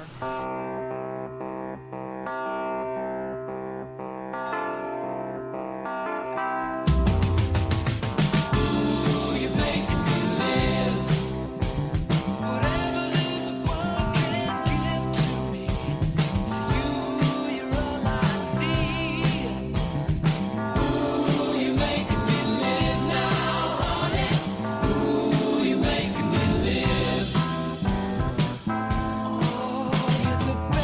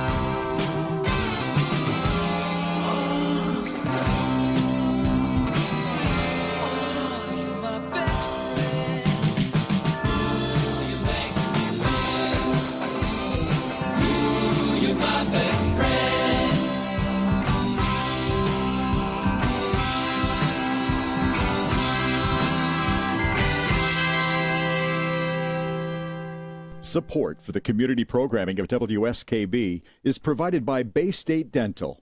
Comprehensive dentistry at 14 convenient locations in Springfield, Chicopee, Longmeadow, West Springfield, Belchertown, East Longmeadow, Ludlow, Northampton, Greenfield, and Wilbraham, as well as 29 Broad Street in Westfield. Bay State Dental makes it a priority to help you achieve and maintain the healthy smile you deserve. On the web at baystatedental.com. Support for community radio on WSKB is provided by Betts Plumbing and Heating Supply Company, an independent, family-owned wholesaler serving Westfield for over 50 years, specializing in plumbing, heating, and industrial piping supplies. On the web at bettsplumbing.com or at 14 Coleman Avenue in Westfield. We thank the generosity of our underwriters. For more information, please contact the Westfield State Foundation at 413-572-8646. It's Tuesday morning from 6 till 8. Wow, it's Tuesday with Bob Plass. Community Radio. 89.5 WSKB. Live from the campus of Westfield State University, this is 89.5 FM WSKB Westfield. Good morning, Westfield. You're listening to WSKB 89.5 FM radio for the Westfield masses. It is Wednesday, September 5th. We are out of August into September, back to school. Westfield State students are back. Westfield students are elementary and high school and middle school students. We've got North and South schools that I don't know what their names are anymore. Do we know what those are? Westfield Middle and Westfield Intermediate. There you go. Because now I've got my tax work-off volunteers telling me they're at these different named schools, and I'm trying to figure it all out, as I'm sure a lot of people are. It is 7:36. My guests this morning are Rachel Broder and Ian. Where the heck is my cheat sheet here? And because I want to pronounce his name right, Braithwaite. So they are from the Bronson Rehab Unit. Ian is the program director there. Rachel is the clinical liaison there. You know, we haven't really talked about that. So let's talk about both of your jobs. So what is the program director? What are some of your job tasks, Ian? Like, what are you in charge of? I often wonder that myself. I can. I'm right there with you, my friend. Can somebody say the kitchen sink? Yeah, anytime you throw director into a title, it's pretty much everything. But on a regular basis, on a regular basis, I'm just kind of overseeing the unit. We have both, obviously, nursing and therapy that work together. Right. So we work with the nurse manager, Christina Straney, who's another Westfield girl that we work together to kind of keep things running smoothly. We have a couple meetings each week where we discuss patients and discharge planning. And so I oversee that. If we have any programs or things that we are looking to do out in the community, I kind of help encourage our liaisons to go out and try to find patients for us. Not just in Westfield, but anywhere in Western Mass. So I'm just kind of overseeing a little bit of everything and just trying to make sure things go smoothly. And I always tell people, empty the trash and make the coffee. We're not, we kind of do it all. And Rachel, your title is clinical liaison. Yes. So what does that mean exactly? So that means I am in charge of screening patients for Bronson Rehab. Oh, so do you actually go out to do the screening, like to the hospitals? Yep. And okay, great. Yep. Nancy is my partner in crime. She couldn't make it here this morning. Okay. But we say hello to her. So typically, Nancy will cover Bay State and Bay State Medical Center in Springfield and Bay State Wing out in Palmer. Okay. And then I typically cover Holyoke Medical Center, Cooley Dickinson Hospital, and Bay State Franklin. Okay. So what we do is we go and we meet case managers and, see if they have any patients that would qualify for our unit at Bronson Rehab. And then we go and meet the patients and the families, and we discuss what our program actually is. The 3 hours of therapy a day, the goal of getting home, trying to get back to their baseline. And then we take all of that information and put it into what essentially is like a pre-admission screen, which then gets forwarded to the nursing staff and the therapy staff, so that they can then, continue on with the admission process of the patient when they actually come to our unit. Okay, and so just so we have a bit of an understanding, who would be appropriate? I mean, when you go out as a nurse liaison, when you're going out to different hospitals and so forth, how does the case manager at the hospital know, ooh, this would be a person who, I should call Rachel or Nancy because I think this person would be appropriate for Bronson. Who's appropriate? What are you looking for? Medicare has come up with 13 diagnoses that qualify essentially for acute rehab. Okay. But it's not all inclusive. As Ian had kind of mentioned before, the big ones are stroke patients, those who have fallen and had, a fractured femur, patients with MS or multiple sclerosis, cerebral palsy, Parkinson's. Amputation. I see that's on your list Amputations. as well, because we certainly see that with some of our, especially with some of the diabetics. Yep. Okay, so... And then we can do cardiac patients and respiratory patients. Okay. So typically what we'll do is we'll go to the nurse case managers or the social workers at the hospital, and, we'll just kind of, see what they have going on for their patients, their, caseload or anything like that, if we can help transition any patients.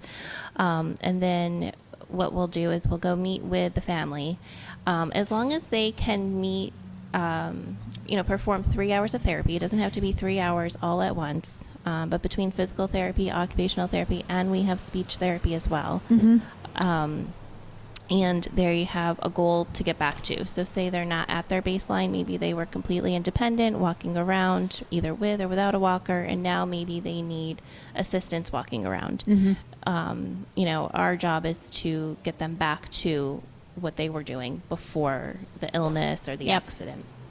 Do you ever have people who you actually surpass their baseline? So in other words, they end up on the unit and end up doing better than they were prior to the hospitalization? Yeah, Does that happen sometimes? Definitely. Yeah, we have families that will come in and say, you know what, Mom is doing so much better than she even was prior. And and if you think about it, sometimes a decline isn't always seen just like in one day. It's over the generally course of, it's not. of That's years sometimes. Right. And so if somebody's on a decline over the course of a couple of years and they end up hospitalized for some reason and then end up coming to us and they start doing more activity than they've done in the last few years, they often end up better than they were prior. So it was really interesting. I had an aunt who was a very brittle diabetic. This was several years ago, and she ended up having her leg amputated below the knee. And she was, I would describe her as a really sweetheart couch potato. Just very inactive, very sort of sedentary lifestyle. She was a teacher by trade, so she was working and everything. But I visited with her after the amputation. She had gone through rehab and so forth. And she said to me, I am in the best shape of my life right now. Now, this is a woman who just lost, or several months ago had lost, and they were working with her to end up with a prosthesis. And but she said, I'm stronger because they were doing a lot of upper body strength. And, she just said, I'm in better shape. I'm eating better all the way around. It was so interesting because I remember at the time thinking, really? Now but it was because of her rehab experience. She said, they pushed me, they motivated me. And I really realized that, hey, just because this happened to me, I can still be in great shape. Certainly. And she was. So good to hear that happens with folks as well. Yep. Let's talk about, you mentioned, Ian, physical therapy, occupational therapy, speech therapy. So how, and Rachel had mentioned a couple times folks needing to be able to do 3 hours of therapy a day, but again, it's not 3 hours in a row, because I think people really panic about that. Sometimes it's even like in half-hour segments, and then a little rest period, and then throughout the day. But talk about the various therapies that you offer. So occupational therapy, that's always confusing to patients. It is, because they think, I'm not going back to work. Yeah, no. So occupational therapy focuses more on what we call activities of daily living. So really anything that you can think of from the time you wake up in the morning, going to the bathroom, taking a shower, getting washed and dressed for the day, simple as brushing your teeth or doing your hair or makeup. Those are all things that occupational therapy will work on. Later in the day, it might be getting you into the kitchen. If you cook light meals at home, light, preparation of your home. Like, do you vacuum? Do you dust? Do you water the plants? Any little tasks that you work on during the day, occupational therapy will tend to work on those, as well as upper body strength. So they're trying to get your arms as strong as possible so you can complete these tasks. Physical therapy is working more on your overall strength. So your leg strength, your ability to walk, complete stairs, getting you outside. Are you able to walk on the grass versus walking on the sidewalk, or all the different types of services? And that kind of brings in some of the balance issues, because we see a lot of balance issues with older adults, exactly. especially. So I would guess that somewhere around 75% of our patients have taken a fall, and that's really the reason why they've come to us, because they've fallen and hurt something, or something medically has happened to them, which is just causing them to be weak and fall. So, Sure. Balance is a huge portion of what physical therapy work on. Do they need proper footwear? Do they just need an assistive device with like a walker or a cane or something to help them along? So that's physical therapy's focus. And again, physical therapy and occupational therapy are working together. On all of those tasks, that's really everything that you do in a day to help you get back to your baseline, or if not better, like we were talking about. Speech therapy is a little bit different. They work on cognition and swallowing. So people hear speech and say, I can speak just fine. But speech therapy is working on your cognition, so your ability to remember to take your medications in the morning, remember to shut off the stove after you've been cooking, and then swallowing. There's different tests that they can do, whether it's at the bedside or in front of X-ray, to kind of see if you're swallowing the right way, because they want to prevent. Let's talk a little bit about swallowing, because that tends to be an issue that we hear about a lot in nursing homes and hospitals, specifically with older adults. What is it? What causes the swallowing problems that we sometimes do have to bring a speech therapist in? Yeah, so some of it naturally is just age, and as you get older, whether it's sometimes it's a history of whether it's smoking or drinking alcohol, and then other times if you had a stroke and it affected a certain area of your brain, it can affect your swallowing. Your muscles just don't work the same as they used to, so your ability to swallow is sometimes it's just a little bit slower. So unfortunately, that puts you at risk to what we call aspirate the fluids that you're taking in or food that you're taking in.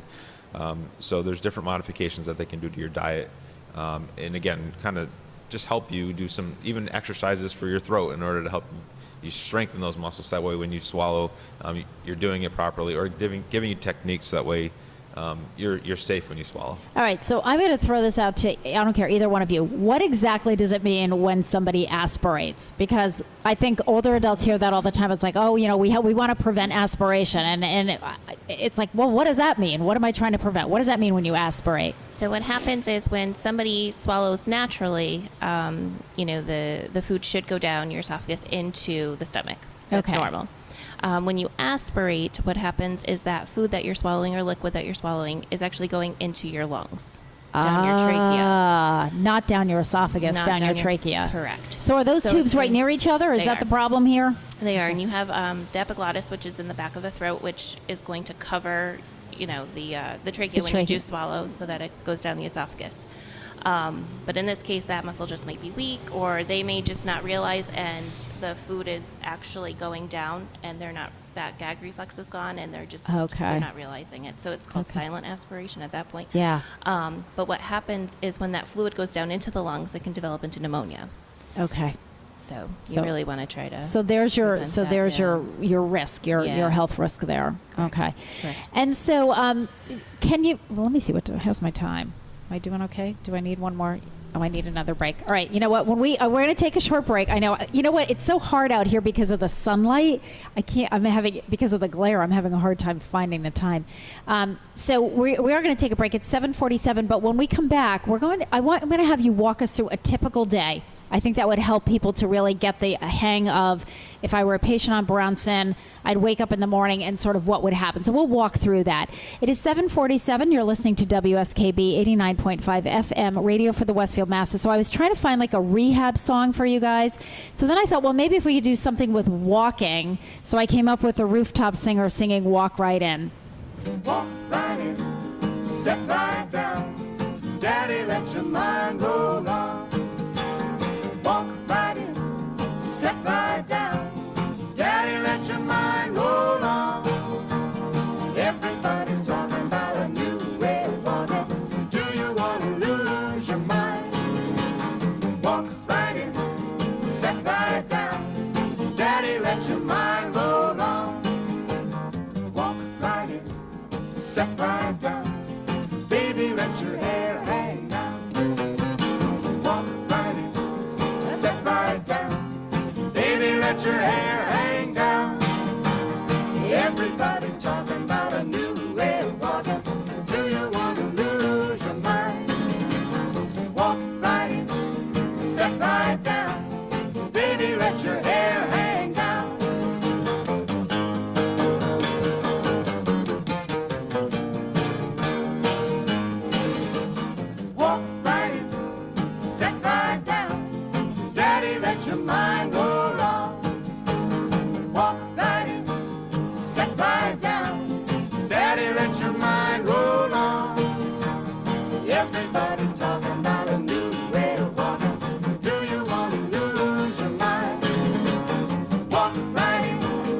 sit right down. Daddy, let your mind go long. Daddy, let your mind go long.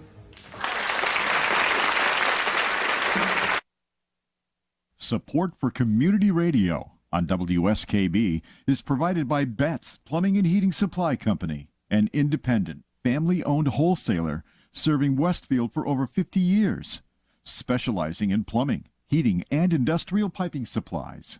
On the web at bettsplumbing.com or at 14 Coleman Avenue in Westfield. Support for the community programming of WSKB is provided by the Dunkin' Donuts shops of Westfield and the Sardinia family. It's nice to know that even as the world changes, Dunkin' Coffee remains the same at 7 convenient locations throughout Westfield. We thank the generosity of our underwriters. For more information, please contact the Westfield State Foundation at 413-572-8646.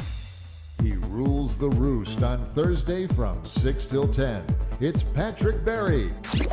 Community Radio. 89.5 WSKB. Live from the campus of Westfield State University. This is 89.5 FM, WSKB, Westfield. Good morning, Westfield. You're listening to WSKB 89.5 FM, radio for the Westfield masses, and we just heard a little bump there on Patrick Berry, owner of the Westfield News Group. His show tomorrow from 6 to 8 a.m. His guests are Christine Hupfer and Kathy Sittler from the Westfield Drug Awareness Task Force.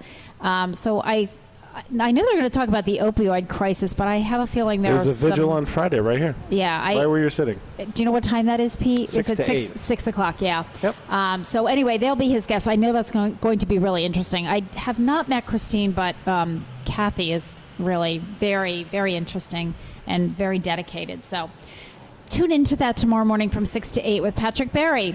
So my guests this morning are Ian Braithwaite, Program Director with Bronson Rehab Unit here at Bay State Noble Hospital, and Rachel Broder, Clinical Liaison, also Bronson Unit, Bay State Noble Hospital.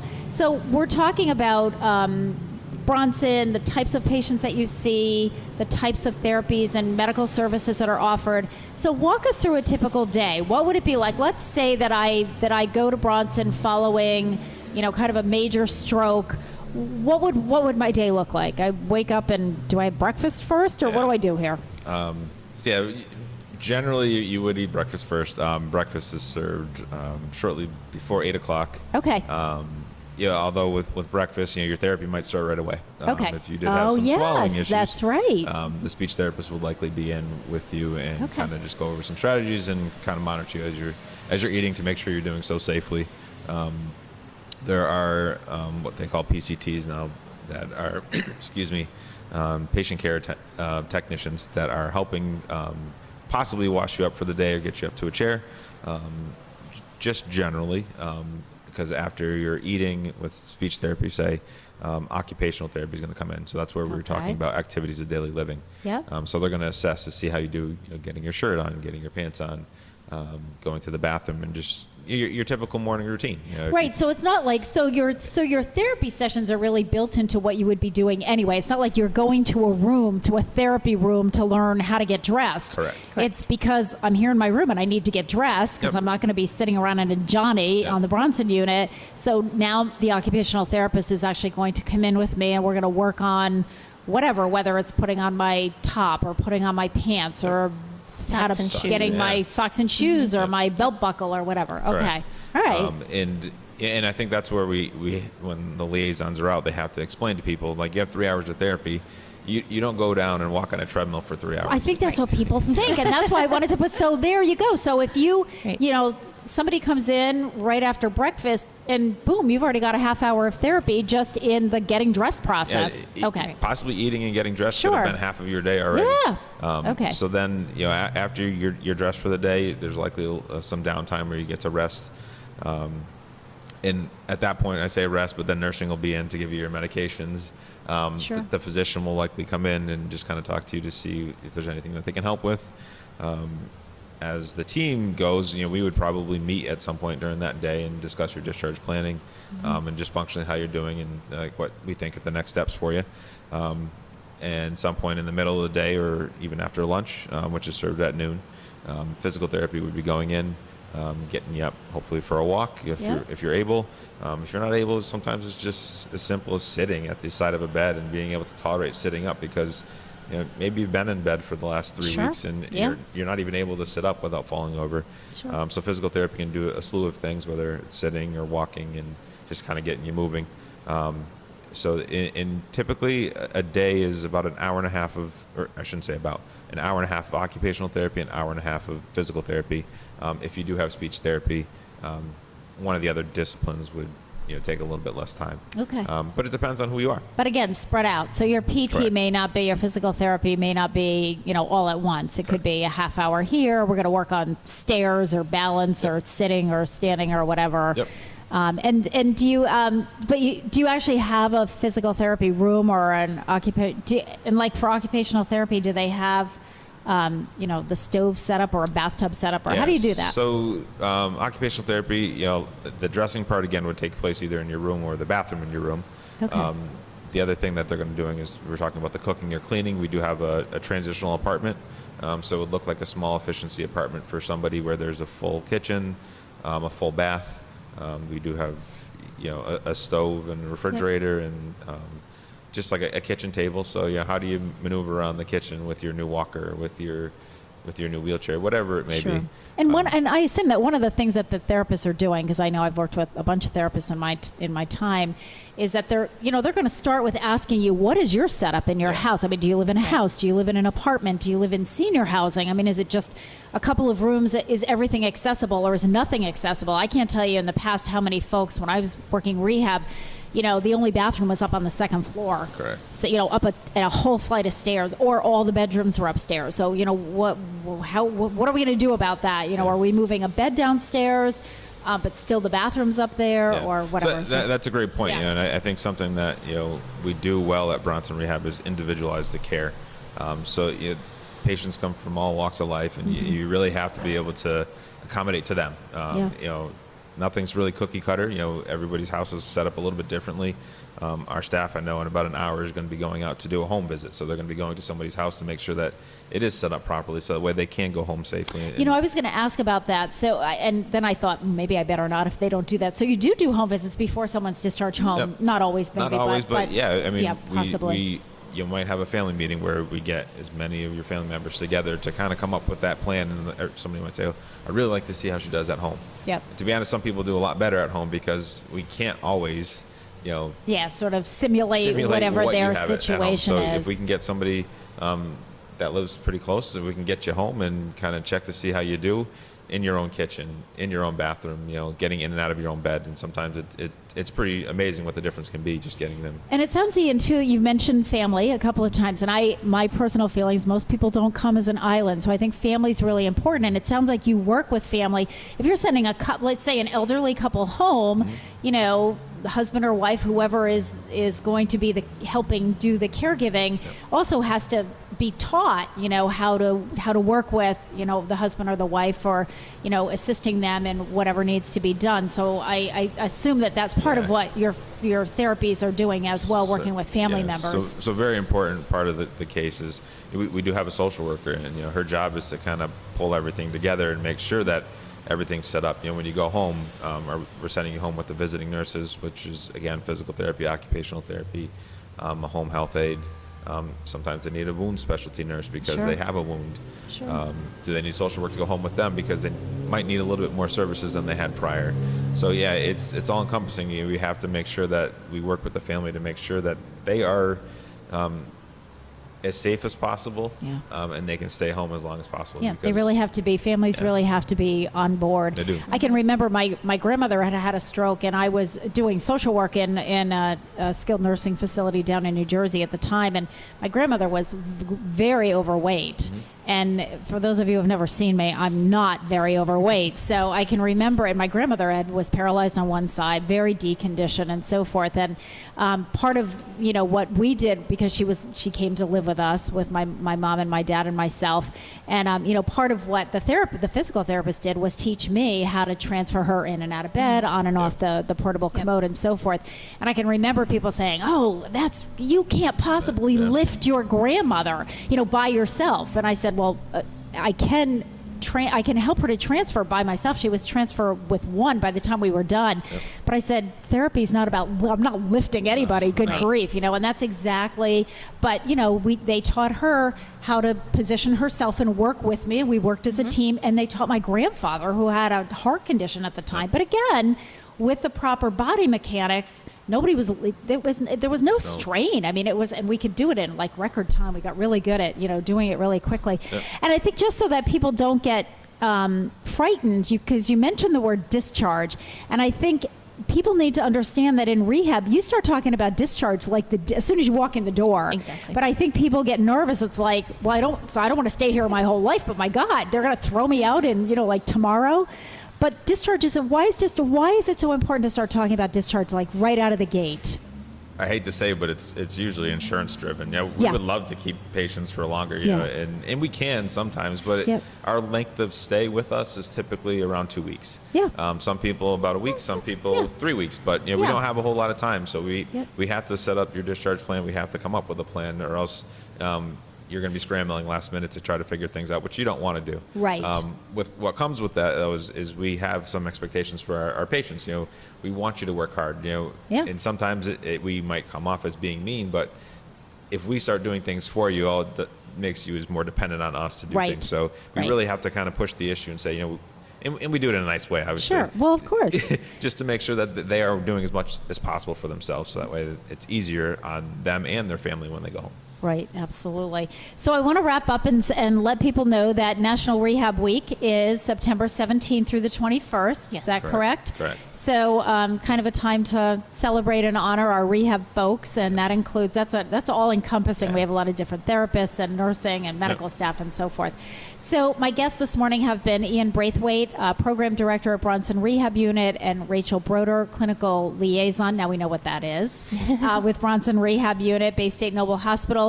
And if people had questions, Ian, or if they wanted to get more information, do we have phone numbers these days, or do we just give out a website? I'm going to let Rachel give her phone number. Oh, there you go. Rachel, everybody can call Rachel. Yes. Phone number, Rachel. What do we have? So my phone number is 413-454-5186. Perfect. And as we wrap this up, I do want to remind our Westfield seniors that you are getting your new Medicare cards. I'm sure you all are seeing this too at Bronson. We're doing the major transition over into the new Medicare cards. According to my senior benefits coordinator, Karen Noblet, I think they're at the W's. They seem to be going in alphabetical order, so we're almost through the Westfield alphabet. So people should be getting those new cards. If you have your old card and you want us to shred it for you at the senior center, bring it down to the senior center. If you don't have a shredder, we'll be happy to do that. We do want to shred them because the whole reason you're getting a new card is because your old cards have your Social Security number as your base number. We don't want people knowing that. So bring your old card down. We'll shred that. We'll check out just to make sure your new cards. And as always, unfortunately, when we have something like this, we're also going to have scammers out there. So please be very careful if you get any phone calls from people saying they're from Medicare or they need your new Medicare card number over the phone.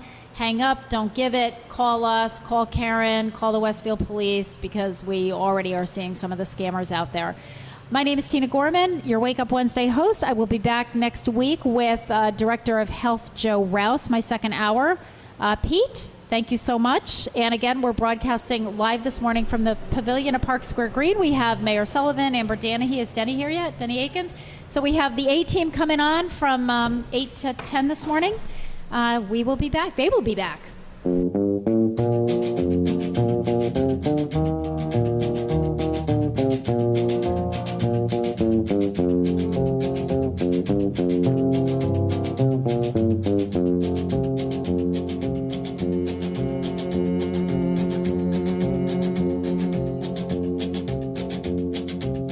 I keep a close watch on this heart of mine. I keep my eyes wide open all the time. I keep the ends out for the tie that binds. Because you're mine, I walk the line.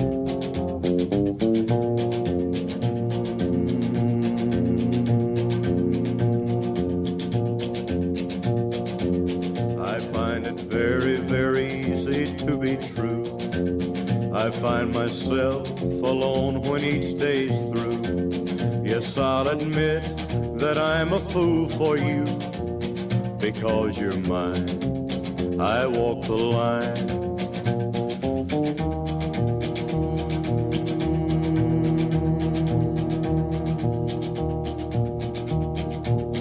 As sure as night is dark and day is light, I keep you on my mind both day and night. And happiness I've known proves that it's right. Because you're mine, I walk the line.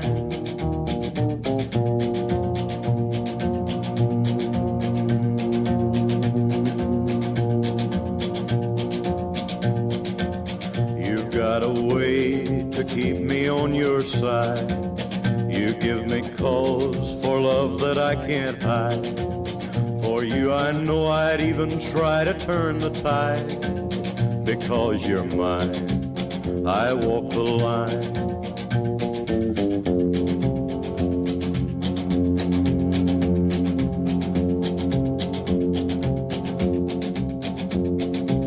I keep a close watch on this heart of mine. I keep my eyes wide open all the time. I keep the ends out for the tie that binds.